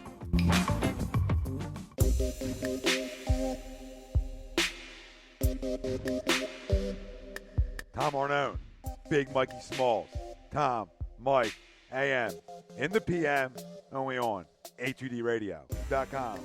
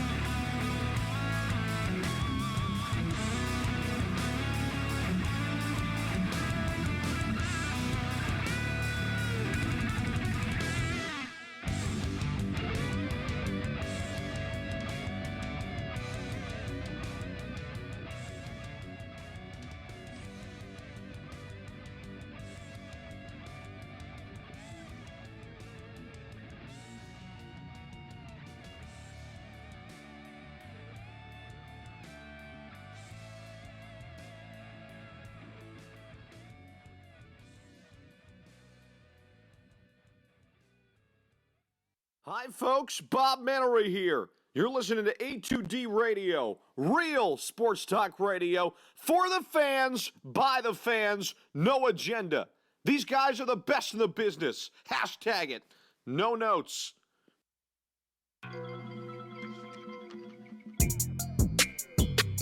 So, Kitch hit me up in the DMs. He slid into them DMs like, like his bags? Dude, Kitch doesn't throw slides. He throws the Reynolds Pro Advantage, and he just, like, rolls over the other guy's bags. I don't know how he does it, but he chimed in on the DMs and slid up in them DMs. Thanked us for the kind words. Oh, absolutely, brother. It's good shit. And then that Pedro Alvarez, I don't know what that was, whether that was a changeup or a split, but that was nasty. Ryan, you may not have to make that walk in traffic tonight. Listen, it's not over till it's over. Oh. This is true. We got one more inning to get through. We've seen the triumphant ninth inning many a time. All right, back here on AM in the PM, only on A2D Radio, A2D Live. The twits and the Gram are done, but we're still live with you on the book. Twits. The twits. You twits over there. The twits and the Grams are done, but Hope you came over. We got you on the book. We got you on the tube. Going to get into a little bit of Phil's chat as we get into the ninth inning here, and we'll get caught up on as many of your comments on the book as we can. Ryan, you got some comments on the tube there? Yeah, they were rolling. They were rolling. Real quick before you get to that. Yeah. Justin Verlander becomes just the 5th pitcher ever to have a 10K streak of at least 7 games. How are you? Shit. How are That you? is so unreal. 70-plus strikeouts over a 7-game span? Yeah, 7-game span. Wow. That's unreal. That's huge. So go ahead, Ryan. Sorry. So I'm going to go over. There's a lot of them. That's a lot of strikeouts. Yeah. I mean that's you're throwing cheese. Yeah. Or the breaking ball was doing some nasty stuff. Oh, yeah. To string it together that many starts in a row? Wow. And they only won 2. No, the Tigers won. Did they? Tigers won. Well, he doesn't pitch for the Tigers anymore. I know. Verlander was minus 535 tonight. Oh, God. Minus 535. People jumping off of bridges. 9 innings. Here's his line. 9 innings, 2 earned runs, 11 Ks, no walks. He only gave up 2 hits. Going back from earlier when we were talking about Clowney, Alex said Clowney and a first if Nelson leaves. Then I don't know if he's talking. I don't know, Alex. You're gonna have to clarify. He says we don't need him if you think about it. I don't know if he's talking about Nelson. I don't know if he's talking about Clowney. Yeah, we don't need Clowney or we don't need Nelson. So I would definitely want some clarity on that one. Jalen Williams says if you want Clowney, we have to give up Sweat, high round pick, and an actual contributor like one of our DBs. We can't get a Pro Bowler for Sting, a stick of gum, and a pocket of crumbs. Yo, Sting has still got it, though. Yeah. Free, set them free. But I slightly disagree with that because he's A, not in camp. Right. And they're B, not signing him. Right. So. And Vitae would start on any other team in the NFL. Yes. So, yeah, I mean, I understand what he's saying. And, Vitae to us doesn't move the needle. Mm-hmm. But to a team that's already regretting us getting Dillard over them, they'd take Vitae right now. They had to reach and get a guy who was projected in the 4th round. Yes. And I'm telling you, Bill O'Brien and that organization, if they do not address this O-line, they're going to get Deshaun Watson killed. Yeah. And mainly his knees killed because he already has double knee surgery. If you get him hurt one more time, I don't know what kind of quarterback you have back there. TTP Ballin talking about the whole Jerry Jones thing. He says Jerry Jones opening his mouth, acting like he doesn't need Zeke, isn't exactly helping him out. Jalen says we don't need Boston. We have too many running backs with return ability. Yeah, I mean you're keeping Boston Scott if Darren Sproles goes down and you have him on the practice squad. Yeah. You're hiding him over there. People saying hi to Tom. They were talking. TTP says my favorite is Animal Kingdom. I was down there last week. Oh, TTP, look at you. Alex says Magic Kingdom is my favorite. Animal Kingdom. To be honest with you, I just haven't been on the new Avatar ride. And apparently that makes the whole park. Well, TTP has something to say on that. Uh-oh. He says the Pandora ride, which is the Avatar ride, is Animal Kingdom is amazing. It's the Soarin' ride that Ryan was talking about, but put on steroids. Wow. I've heard great things. Yeah. One of my buddies waited 3 hours to do it. I used to have to do this goes back 15 years. I used to have to do some voiceover work for an automated phone system that was being set up by a travel agency who specialized in Disney, Epcot, Animal Kingdom trips like that. I think I used the word audio animatronics or the term audio animatronics. I didn't even know what the F it meant. Yeah. Audio animatronics for Animal Kingdom 500 times. Still never been there. Tried to get them to give me a free trip. No such luck. Jalen says Hollins can still develop, and he has flashed before, so I'd keep him. Plus, he can play special teams. And I'd also keep Markin. He could be a spark guy. And then TTP saying, I was watching Carson highlights the other night. It's amazing how people forget he was the consensus MVP before injury. Dude's a flat-out pimp. And here's the other thing, too. I was thinking about this. That was Wentz in his second year, okay? Whenever we talk about guys in their second year, we all know, without even really thinking about it, they're not at their peak yet. If anything, they're not close to their peak. They're still learning how to freaking walk. Mm-hmm. You understand? So the fact that he flashed what he did for the extent of how he was playing when he was playing in that 2017 season, we have to remember, ladies and gentlemen, if he's on the field, we have to remember that is not his peak. Because nobody reaches their peak after a year. Nobody does. The other side of it, too, is I actually had an ex-NHLer in my car the other day. Look at you. Who was that? Kyle Wilson. He was a little bit of a journeyman. Defenseman, right? I looked him up just to see, like, picture-wise if it was really him, and it was. But he was saying, like, rookie year, your mind is mumbo-jumbo. Yeah. Right? Mm-hmm. Second year, now you start to listen to a couple people here and there. And again, your mind is still mumbo. So now he's finally getting to the point where he just goes out and plays. And he reacts to what he sees as opposed to constantly hearing voices in his head, a.k.a. Randy Orton, telling him what to do. Now he goes and plays. So he was interested to see his progression now from his second year. He was quoted yesterday I don't get overly crazy about quotes because a lot of it's just propaganda, but he said something, and he said it a lot this offseason, that he doesn't see a need. And somebody asked him, well, Carson, we haven't really seen you go outside the pocket a lot in practice, especially against the Ravens. And he's like, well, I don't need to. He says, I have weapons. I said, if I feel the need, I said 99 out of 100 times somebody's going to be open or willing to make a play. He's like, why do I need to go outside the pocket? Right. And when I heard that, I'm like, oh, my God, he gets it. He gets it. He can be like he can play 50% and still be great because of all the things that are around him. Well, that's the other thing I was thinking, too, like with, people's worried about the interceptions, this, that, and the third. Like, when you have weapons and options that this guy has, well, how many times do those interceptions or how many times did Nick throw a YOLO ball to nobody and just come down with it? And we didn't even have the weapons we got now.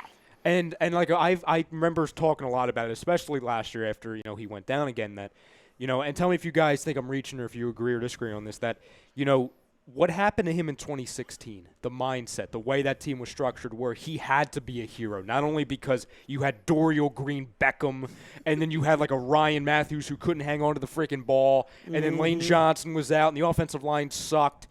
He had to be a hero, and I felt that he carried that mindset over into 2017. And listen, we all know he was great. Don't get me wrong. Like TTP said, he was the consensus MVP, but it was like he was so hell-bent on, I have to do this. Because his first reputation or feel for the league was, I have to do everything 100 times over. I think he finally understands that he doesn't have to do it. Let other people do it. Yes. Well, but here's the thing. Help me help you. But think about, because I hear what you're saying, but think about that season. Mm-hmm. They started out 3-0. Yeah. And then the team kind of started to crumble around him. And as the team was crumbling around him, I mean, any quarterback is going to try to start doing more himself. Correct. To rectify that situation. But then when it's a rookie quarterback who may not necessarily be equipped to take on that much more, then Ryan, to your point, it just, it starts to snowball. Mm-hmm. Real quick, on the book, Bill Middlebrook chimed in, and I want to address this. Okay, it's not bad, but he says Nelson and Smallwood, two players the Texans need help in, and a first. Done deal. We don't need either of them. Completely disagree. On one half. I was going to say the same thing. Is I agree with Smallwood. I completely disagree on Nelson. Yeah. I think Nelson is an integral part of this offense. Yep. Now, if you want to, there we go. Tack on an insurance run, baby. Who was that, Corey? Yep. Yeah. They had a balk to second, and the dick knocks him in. But Bill also says, honestly, let's stop with the Clowney talk. 1, it's not happening. 2, the Texans made it clear they want to keep him. 3, we're good now. Let's go Broad Street. Like, all right, I'm in. You got me back. I'm back with you. Yeah, but I mean, Bill, I don't think anyone. I'm still always going to sit there and say, hey, Jadeveon, we'll take you. Yeah, Bill, none of us here disagrees with you. We're not saying that we have to give everything for Jadeveon Clowney, but we also, and I understand what you're saying, Bill, but to me, when you have Howie Roseman as a GM, I can't close the door on any deal. Well, and it's funny because Peter Evans chimed in and he goes, disagree with the poll, boys. I need Clowney now. There you go. Like I said, I'm not hell bent on it, but I'd accept it. Yeah, real quick for the fam. We have 2 outs, top of the 9th. Phil's leading 5-2, looking for the brief 2-game sweep of the Bo Sox.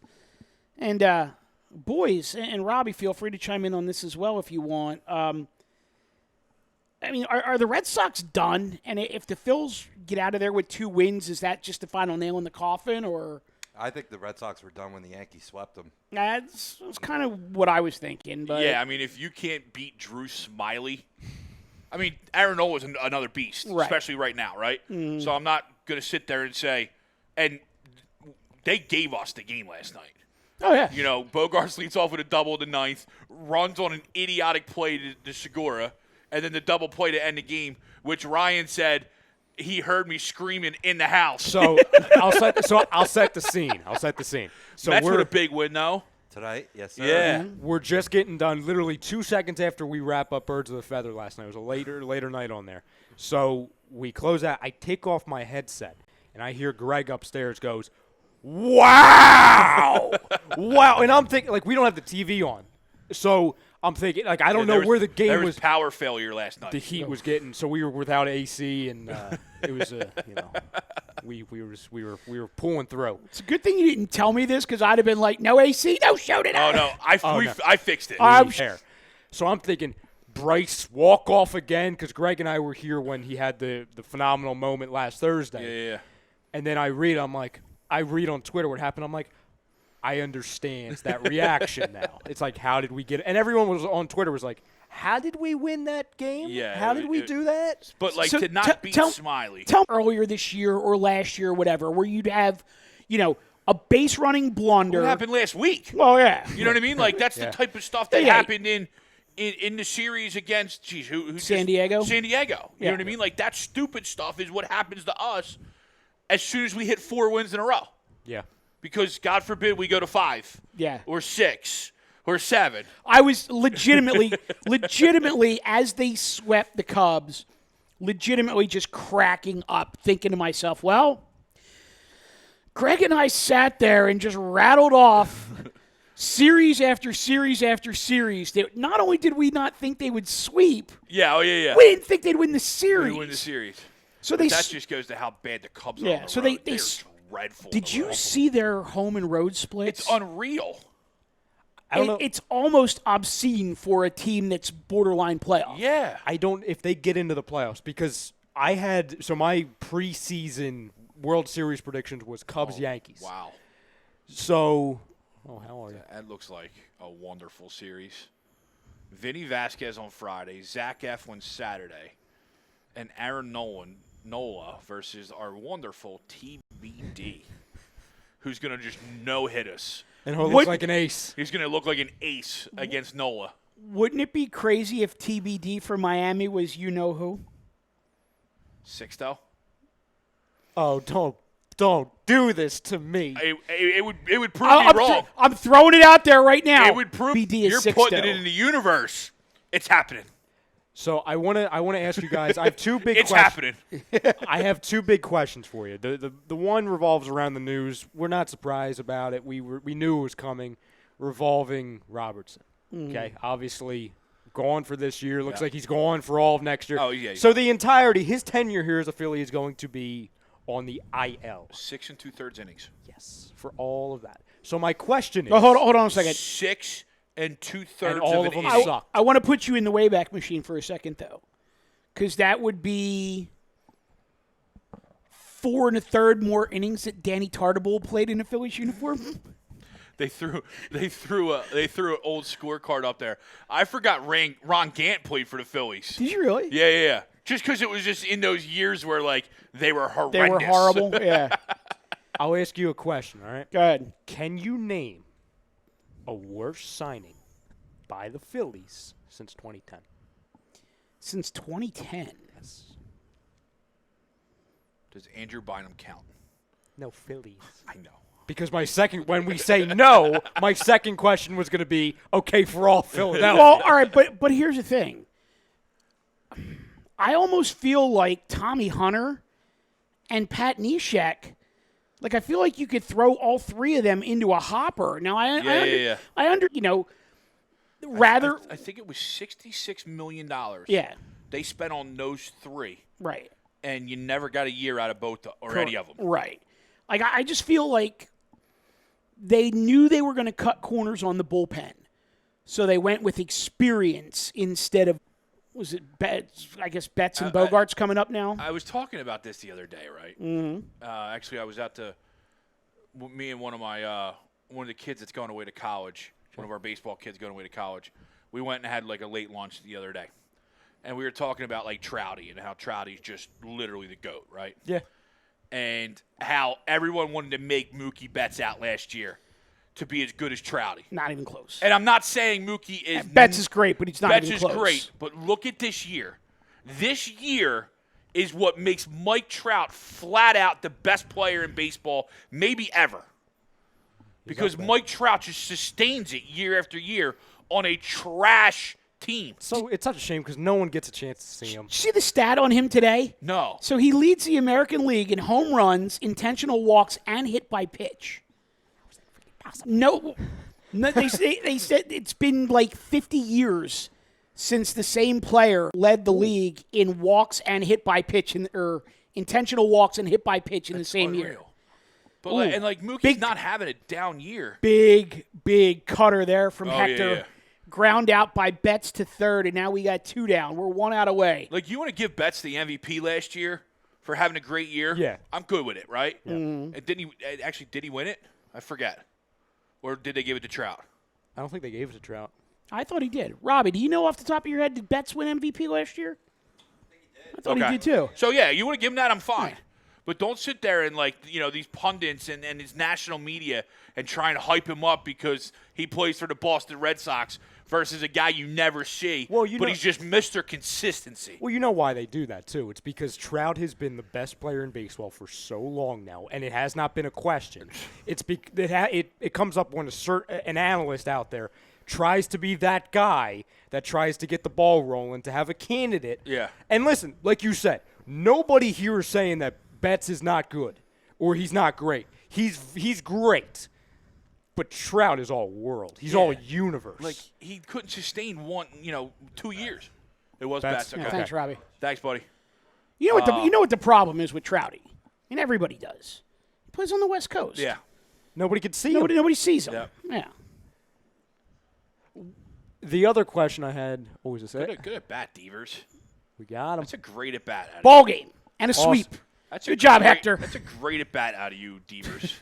He's trash. Like, guy rakes, but he gives away so many at bats. So that's again. Last season we went in here and we beat that. We did a 2-game. And then they'll come in 2 weeks and they'll just demolish. Boat race us. And now we'll lose the series to the Marlins. Exactly. This is what we do. I still do not understand that schedule either. How the hell the Phillies have off on a Friday, and they play 2 against the Sox on a Saturday and Sunday, and then have off again on a Monday. Well, just like this week, you're off Monday, off Thursday. Off Thursday. I could see having off Monday and Thursday. Having off on a Friday in September? Yeah. I mean, I'll take the off day. But hold on a second, though. And Facebook fam, I got to come away from you for a minute here. But, ew. Uh-oh. We got some weather issues that may have interrupted our Facebook connection, so. We're on the tube. We're still on the tube, which is good. But, boys, real quick, I just want to pull up the Phillies' remaining schedule and take a quick look at September. because, I mean, obviously, the rest of this month, we know, Ryan, you already talked about, they had 3 in Miami. Mm-hmm. They come home, 3 against the Pirates, who, if Archer's done for the year, they're probably raising the white flag. Then you get into Labor Day weekend, and you're back into pretty heavy divisional play. The Mets come in for 3, coming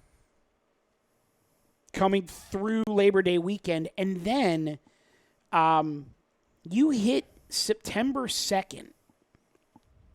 From September 2nd through the end of the regular season on September 29th, they play 9 home games. That's it. They go to Cincinnati for 4. They go to the Mets for 3. They get Atlanta at home for 4 with that Friday night off. Boston in for 2. That Monday off. And then listen to this. 3 in Atlanta, 3 in Cleveland, 4 in Washington. It's a 10-game road trip the second half of September before you finish the season with 3 at home against Miami. I want to have, like, they keep bringing you back in, right? Like this suite. Now everyone's going to be back in. But you look at that schedule, where's your hope? Like, I love my guys, but Aaron Nola can only pitch like 3 more times. And here's the thing, too. In order, correct me if I'm wrong, guys, but in order to gain traction on teams ahead of you, you need to go on what? Winning streaks. Or at least beat them. Or you need to beat the teams ahead of you. Which we never seem to do, except for if we're playing the Cubs. But again, we know the Cubs, when they go on the road, they're like a minor league baseball team on the road for whatever reason. Well, they have 6 against the Mets. God, I hate that guy. There's your boy. 7 against the Braves. Go put your fingers through your belt loop, you douche. Love it. And 4 against Washington. Yeah. Whew. Ow. That's like a gauntlet. That's kind of like that's painful, boys. boys. Let's be completely honest. Right. Say they take 2 out of 4 from those Braves. Okay. Take both of those from the Red Sox. Right. Because they very well could be waving the flag. Right. You know what I hear? Well, go ahead. You're half a game out, or you're there. Yeah. How many of those 10-game road trips are you winning? No, that's what I was going to say. It's interesting that you said that because, play it out the way you said. You tread water until the second week of September. Yeah. Then you get that 6 at home. Even if you win 5 out of those 6. And that's a big and that's time. aggressive. Yeah. But say you win 5 out of those 6. Say you win 3 out of 4 from the Braves, and then you take both from the Red Sox. Yeah. You go 3 in Atlanta, 3 in Cleveland, 4 in Washington, with all those teams fighting for playoff spots. Or ahead of you. You know what I hear? You're lucky to go 2-8 on that trip. Yeah. You know what I hear when I look at that lineup or that schedule? Or lineup, same thing. Fly, Eagles, fly on the road to victory. Because I'm going to need them. Thursday night game right there, the 26th? So the September 26th, Phils are in Washington. What an absolute disappointment, by the way. Oh, yeah. Cheers. Was not impressed at all. It was not even like you walked into the show. Oh, great. Yeah. Like you walked in like, oh, yeah, we're in Boston. Let's go to Cheers. And you go, what is this? Yeah, I didn't even take the bait. That might be. I'll tell you what, though. That's a day that folks may have to cut out of work early. I might be off on the name, but you got to go to a different bar when you're up in Boston. I think it's called the Bull and the Finch. Bull and Finch, yeah. Yeah, and that's what embodies like the Cheers side and everything. Yeah, because it was just. I think that's where they filmed it. Okay. Because like you walk into Cheers, it's just like a normal restaurant. Yep. And I'm just like. Yeah. What the hell? I went to Cheers. I was the door. Everyone knows my name. Right. But Greg, that Thursday the 26th of September. Is that a business person special? No, it's at Washington at 4:05 p.m. Yeah. But that may be I need to cut out of work at 3 o'clock, and you just go straight to the bar and you watch the Phils at 4:05, and then you roll straight into the Birds and Packers at 8:20. Oh, that's an aggressive night. It's a damn good night. That's a good night. Frank was telling me earlier. That's a drive early in the morning, go home, nap, get to the bar. Yeah. and then gotta be ready to go. Uber to the bar. Uber, yeah. Uber home. And then Uber home. Frank, if you're in the chat, if I'm wrong by Hey, this, yo. clarify.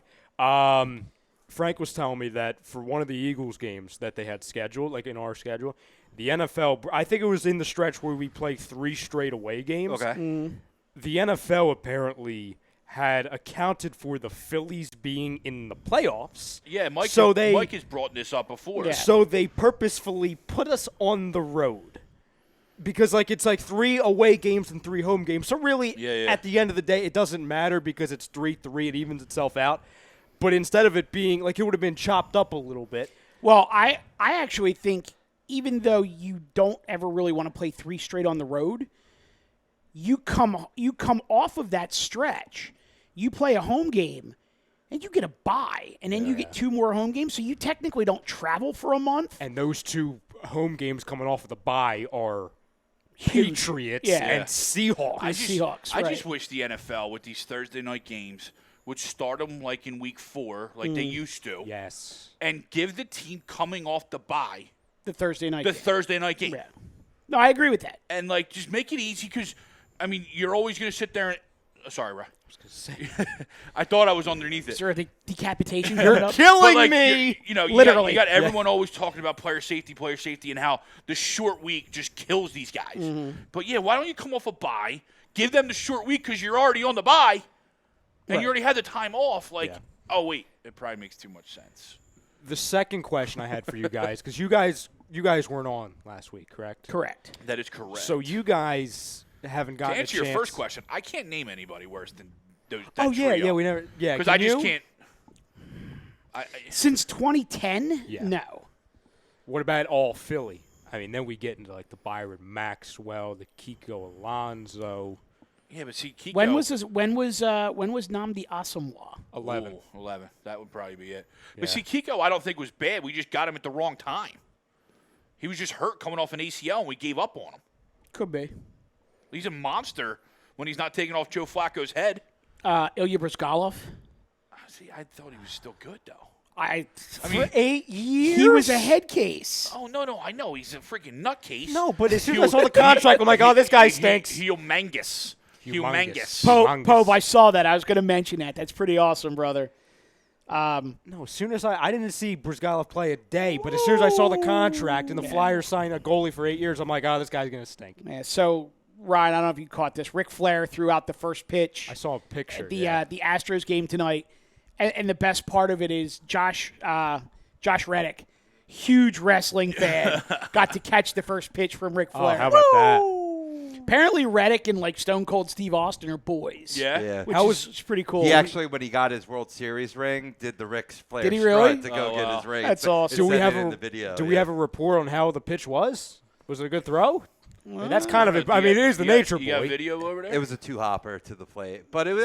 It wasn't bad. It wasn't like 50 Cent bad. You know what I mean? Okay. As long as it's not that. But it was the best damn 2-hopper to the plate. Yes. There ever was. That's great. So, second question. So you guys haven't had the opportunity to fully react, at least on the air, to the return of the GOAT. That is one Uncle Charlie Manuel. So my question with that is not. I could easily say, okay, how do we think he's going to affect it? I can go that route. I think we all know what the answer is to that. My question is, what scenario do you guys see, if any, where because I know Clintac said, listen, this is not a job that's going to last past the season. Do you guys see a scenario, and if you do, what is the scenario where he returns next year, either as the hitting coach or as the full-time manager? I don't think there's any scenario at all. I think this is exactly what they say it is. Okay. It is. They needed to fire someone. Mm-hmm. Melee made the most sense because their hitting was absolutely atrocious. He was already being paid by the organization as a special advisor. So it was really just hey, Charlie, can you do us a solid and ride this out for the season as the hitting coach? I think it was very PR as well. Oh yeah, it was. If they would have fired John Maley, and brought in some other guy Like Joe as Schmo. the hitting coach that nobody has ever heard of. It's like, oh, what is this? Exactly. But here's the thing. Okay. If you would have given me 100 guesses as to who was going to replace John Maley, Never would have thought, man. Charlie Manuel would not be the name. No, because I thought we were done. Here's in reality what I think happened. Okay. I think you're right. I think they reached a point in the year. Finally. We've only been calling for it for 6 weeks. Right. More than that. At least. But Yeah. no, I'm saying 6 weeks for someone's head to roll. Oh, yeah. You know what I mean? Yeah. We've always been calling for Gabe, but someone's head had to roll, right? Correct. I seriously think Middleton calls Charlie. Oh, I guarantee that. And go, Chuck, I need something. Siri's talking. Oh, my God. Siri, go away. Saw that, Charles? Yeah.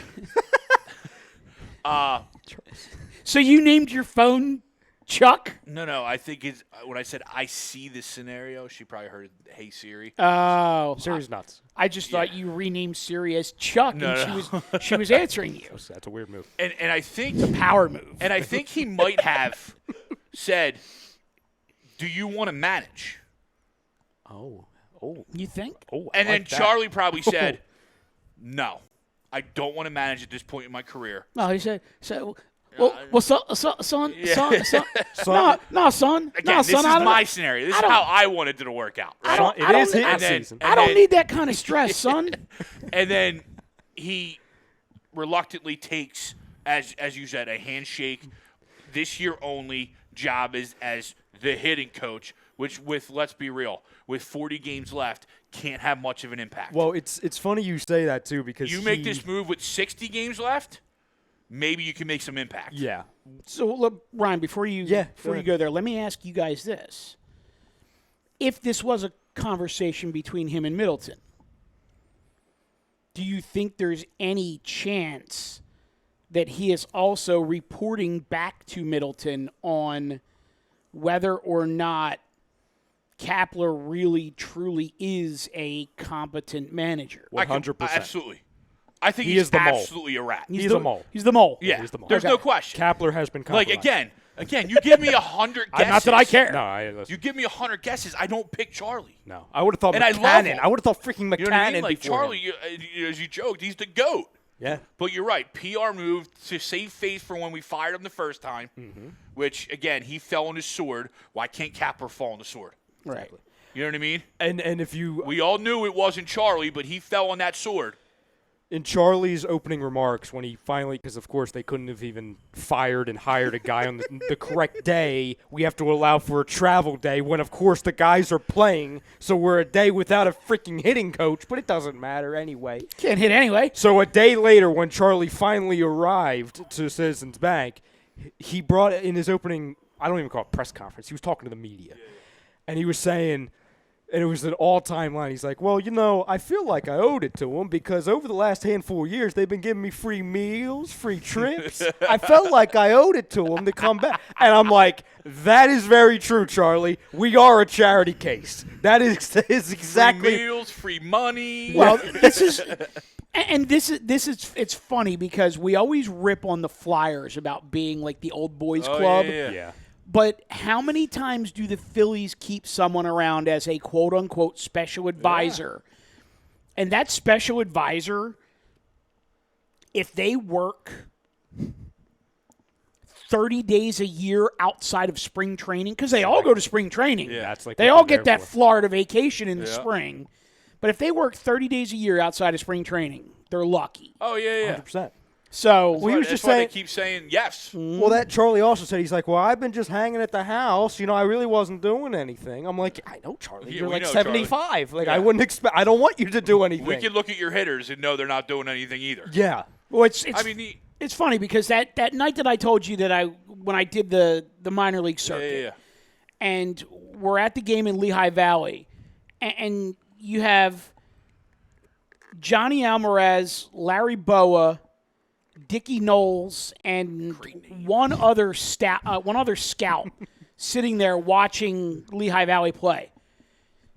I can tell you straight up, Dickie Knowles, Larry Boa, and the scout didn't have a notepad, didn't have a laptop, didn't have anything. The only one that was doing any work there at all was Johnny Alvarez. Yeah. The others were, watching the game, and every now and then they'd lean over and whisper something to one of the other guys that was there. Yeah. So, and I agree with you, Greg. I think Middleton definitely got involved with it, but I think there was a phone call first to Clintack saying, because it was right after that horrendous West Coast trip, and I guarantee I would be very surprised if this didn't happen, where he said to Clintack, listen, you need to cut bait with one of them. I heard he talked to Charlie. He's in.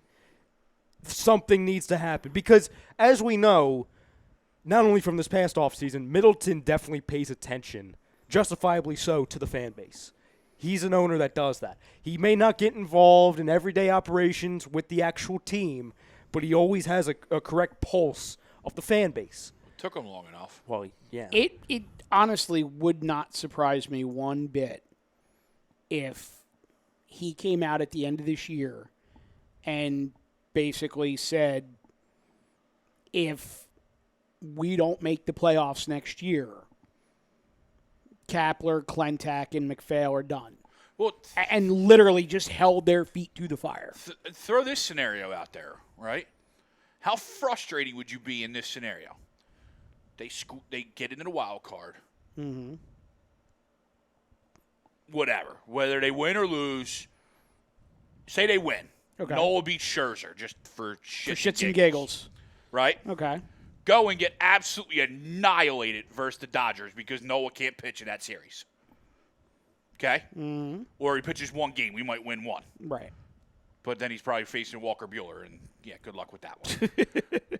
You know what I mean? So we get boat raced out of the Dodgers. Mm-hmm. But we made the playoffs. Right. And then you got to listen to Matt McPhail and Clintack say how much of a positive and growing year this year. When everything went wrong for us. Well, you want to hear something horrifying, like too? How frustrating. Like, to me, that would make my blood boil to watch them two up there saying, well, we told you we were going to be competing and we're going to show progression. And last year we won 80 games, and this year we won 84 games.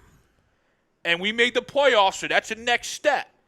Like, that would make my blood boil. Of course. Now, I'll give Versus you missed the playoffs, and I hate to obviously wish bad on us. Yeah, of course. But you missed the playoffs, heads start to roll, and we restart this with some actual talent on the team. So I'm going to give you something, and I found out about this the other day. So the way they've structured, remember right out of the gate, out of the All-Star break, people were wondering why we weren't starting with Nola. We were like, why are we not starting with Nola? I think it might have been Velasquez or something, or Pivetta. So apparently they did the math to where Nola has, I believe, now 8 starts remaining, 9 as of they wanted him to pitch against the Braves, and they wanted to maximize his number of starts. So he would be playing, if they need to, which they're going to need to, 162. If he plays 162, he's not playing in the wild card game. He's not beating Scherzer. Well, so then no, it would be Vargas. No, that's what I'm saying. He's not beating Scherzer then. Yes, because he's not pitching. Exactly. So my point is, it's horrifying to think that even if we somehow hold on. I need to wrap my brain around this for a second, because did you just say that if we make a wild card, it's going to be Jason Vargas? The way it fills out. Again, it's a Booker T. Yeah. Did he just say that? Did you just say that? Yeah, because I think Ryan's right. Yes. Something they mentioned it the other day is his last start will be 162. It's going to be. So our last hope, if we even get there, is Jason Vargas. The Colombian drug Unless lord. we want to throw Velasquez in there, because he actually has a pulse right now. Like, it's not Nola. So the guy that we are going to depend on is not Nola. And the guy that you sit there and say, in a one-game scenario, who do you want on the mound? Is the one guy in a one-game scenario we can't have on the mound. So I you know what, though? Hold on a second. Uh-oh. Hold the phone. I was going to say, why can't you have him? Because I have a bit of an off-the-wall scenario for you. Bring it. Ala, we're coming in for a landing. I like this. Because, it's in September you can expand the rosters. Sure. And then you can basically select your 25 out of your 40 for the wild card game. If I had a one-game wild card You know who I'd start? Oh, please go there. Please go there. Feed me more. Go there. I know where you're going. Go. I'm throwing a weird name at you. I don't think you're thinking the guy I'm thinking. I'm in the dark. I have no idea. I'm starting Jared Eichhoff. Oh no, you don't go there now. What would you think, Spencer Howard? Yeah, I was going with the kid. He's not even. Let's go. He's not even on the 40-man yet. Oh, he's gotta be. I was going with the kid. Let's go. I was all in. I mean, listen. I was all in, and then you hit me with a Jared Eichhoff, and I'm like, listen. I love where your head's at. Mendina for a second. I love where your head is at, but you need to have couillons the size of watermelons to make that move. Let's show it. Let's play. Let's play. The Braves have no problem bringing everybody up. You know what? If they add him to the 40-man and they bring him up in September, I have no problem with it. I'm just thinking that if you're playing Washington 7 times in the last 2 weeks of the season, and then you have to play them again in a wild card game, throw an arm that they haven't seen yet. Or throw an arm that they haven't seen this year. Something like that. But under the assumption, again, because like going back to the storyline and the narrative that they're going to be all about just getting in, having the wild card, getting there to have an opportunity. Yeah. We're going to have Vargas. Once again, I'll say, fly, Eagles, fly, wave the white towel. We're not getting there. We got. I know we're getting ready to roll out, but we got some sweeps comments. I'm getting yelled at. He says, great show, boys. Kiko is a really good player. Definitely agree with Greg. That's why we're boys, sweeps. He says, no chance Chuck is back, unfortunately. He just agreed to come to be the Band-Aid for the remainder of the season because he's in the building still and loves his Phillies. Yep. Because of his age and today's player and the whole way MLB is taught and played now, he can't do it. No shot he would. He said no shot. He would murder someone like Sweeps. Like Sweeps would. Us old-school cats got short fuses when it comes to the disrespect of our beautiful game. Read your phone, WTF. Let's go. Sweeps needs to be heard. Sweeps, we got you. Sweeps, just text me. Just listen, I read it. By the way, Sweeps, you want to be in the fantasy league? I'm cracking up at the fact that they just showed the replay of Jared Hughes running in from the bullpen at least 4 times. And who is that analyst to Barkhan's right there? That's Ricky Bowe. That's Ricky Bowe. I'd rather have him in the bullpen than Jared Hughes. Does he not look like Jim Norton with hair? Oh my God. I love Ricky Bowe, especially after and I love Jimmy Norton, so it's a good company. So real quick, boys, I know we got a couple minutes here, but before we wrap it up, obviously we're all wrestling and MMA fans in the room. Nerds. Brock Lesnar and Jon Jones. Do we ever see it? No. I want to. It'd be awesome. I think obviously it'd have to be at heavyweight. Mm-hmm. Obviously you have to give Lesnar a little bit of time to come off some roids. Jones whoops his But ass. it's not even a fight though. No. You have to put Lesnar on rocket fuel for any fight. He had to be on rocket fuel for friggin' the Mark Hunt. Jones is no clean him. No, that's a dirty fight, Rob. That's a dirty fight. And maybe they just go, hey, we're all out. Unsanctioned. No holds barred. Lights out. Are you Boiler talking like room Rocky brawl? 5 shit with Tommy Morrison? In the street, up against cars. My ring's outside. I'll go a step further. Hey, yo. You knocked him down. Why don't you try knocking me down? I'll go a step further. Undertaker versus Mankind.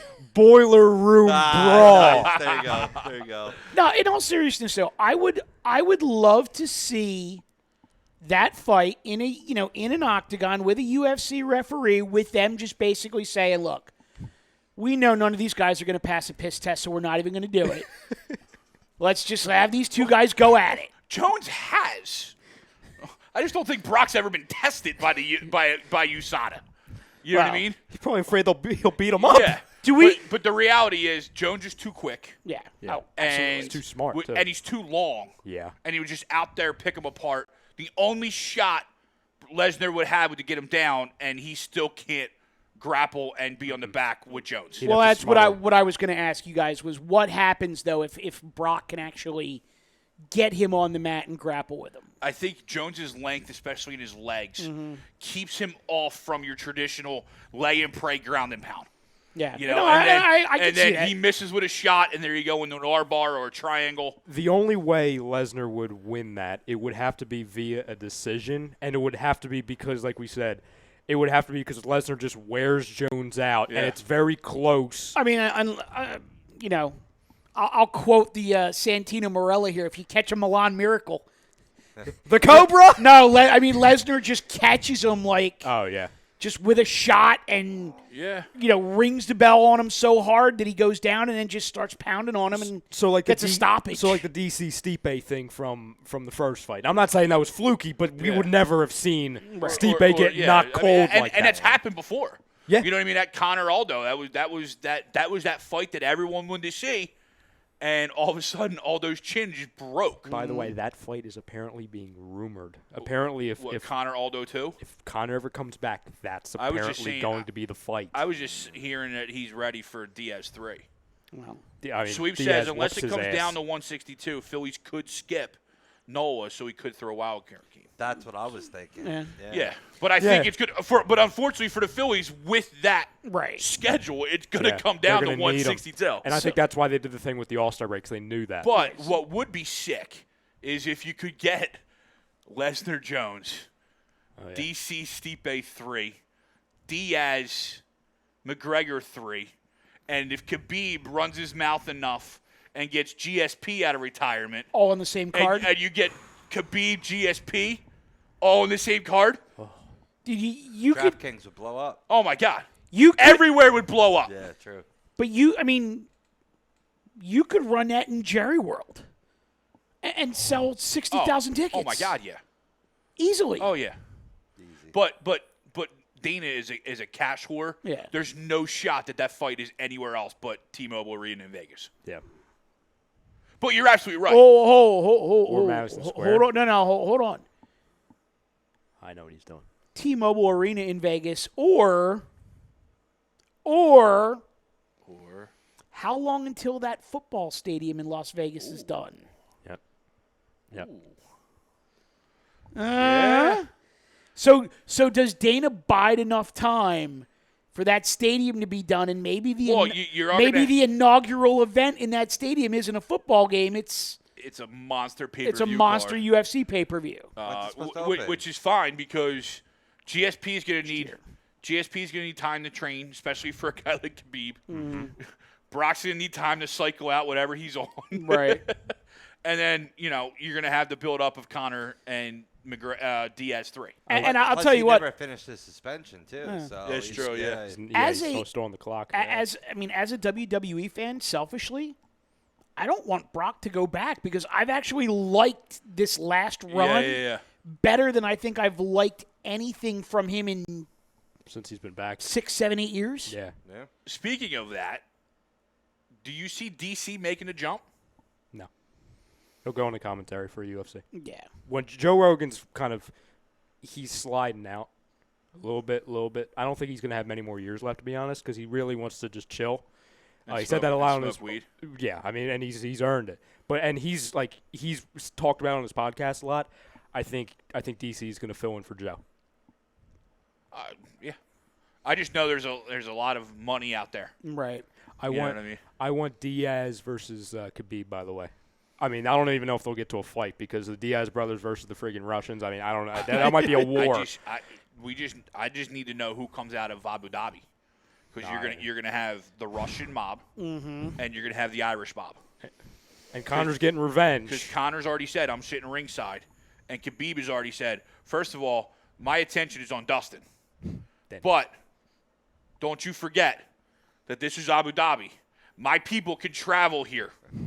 They're gonna be here. That's a WWE freaking promo. I was gonna say that is absolutely a WWE promo. And then Conor's gonna have his goons. I'm like, let's go. Conor doesn't forget what the Russians did. They bum rushed the freaking cage. Yeah.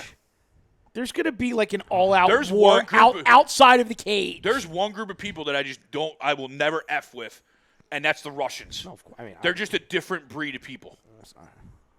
No objections here. And I'm probably somewhat related to that side. Hey, if I can change and you can change, everyone can change. So, but going back to the original question, Do we think that this was all Kurt Angle speculation on who he would want to fight? Was that Sweeps? I think it has. But I didn't miss one, though. I'm sorry. Oh, no. Go ahead. No, I'm good.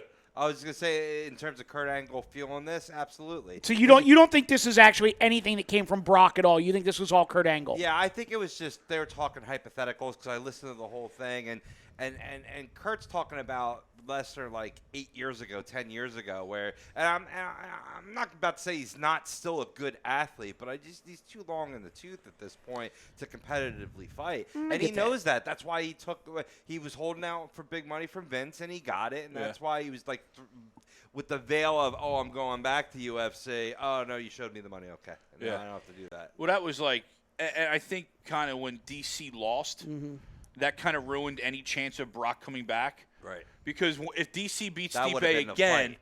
there's only a couple fights left in DC's world Right. that makes sense. Jones 3 maybe if you can get Jones to come up to heavyweight to him. Right. Because DC likes food enough, and I understand that. Credit to him. and let's be real, DC down at 205 gets picked apart again like from Jones. You get smothered. Or DC Brock. Yeah. But when you lose, that goes out the door, especially now when you're going to retire. And these big money or these super fights can't happen again. There's one fight for him left. That's it. It's Stipe 3. That's it. That's all it is. What do you got there, Ryan? So Sweeps frolicked over to my phone now. Oh, He's had enough. Traitor. I didn't miss one. I understand. He Sweeps. frolicked. Listen, I'll take care of you. He says, like Rocky 5 in the streets, my ring is outside. And then he said, LOL Jinx, Pove, wow. Great minds think alike. Yes. You know what I mean? Hey, yo, Rock, you need some help? No, guys, it ain't no pie. By the way, once again, Sweeps, do you want to be in the fantasy league? Ding, ding. Ding, ding. Oh, boys, this has been fun. Yeah, good time. Thanks for having me. Ryan, thanks for joining in. Welcome Appreciate to the big it. show. This is pulling double duty today. This is what it feels like. He's like a closer that gets to save on both ends of a twilight doubleheader. Appreciate it. There you go. As long as Tommy- I'm not Hector Neris. Tommy chiming in. Robbie Pove doing a great job Robbie's as the usual best on the in the ones and biz. twos. So to the fam who may have tuned in late, go back, check us out on the tube, on the book. We picked apart what we think is going to be the Eagles' final 53 in some pretty good detail. A lot of comments from the fam on running backs, safeties, corners, trades, all kinds of stuff out there. Great show from my perspective. I appreciate you guys, appreciate the family, appreciate our sponsors. Our main Wednesday night sponsor, my personal friend Jim Gibson, Gibson Mayer, LLC, our certified public accountants. Make 'em yours. Find them on the web, gibsonmayer.com. I'm going to miss that.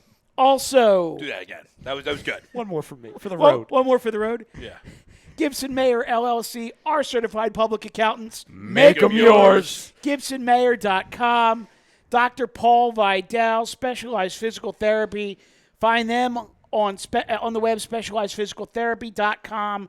Tomorrow night, we got the main event. The returning. Ladies and gentlemen, my name is Mr. Michael Chromiak. and I am the advocate for the lazy booking on A2D Crew. So we've got lazy booking at 7:30. Makes its return. Makes its return after a few Triumphant. weeks off. Hockey happy hour at 9:30. Friday night we have 10 the Philly. o'clock? 10 10 o'clock. 10 o'clock. Sorry, 10 o'clock. Philly Sports Guys Friday night. The weekly wrap up on just got a text Saturday. Sorry, not to cut you off. I just got a Okay. text from my buddy Ken watching A2D for the first time. There you go, Ken. Right Nice. now. There you go. Appreciate Thanks, it. Ken. What's up, buddy? Shout out, Ken. Well, Ken, welcome aboard. We're done, but make Just sure in you time. make sure you catch everything else over the course of the week. That replay button, big. Forget about it. Robbie, take us home, brother. We out. Peace.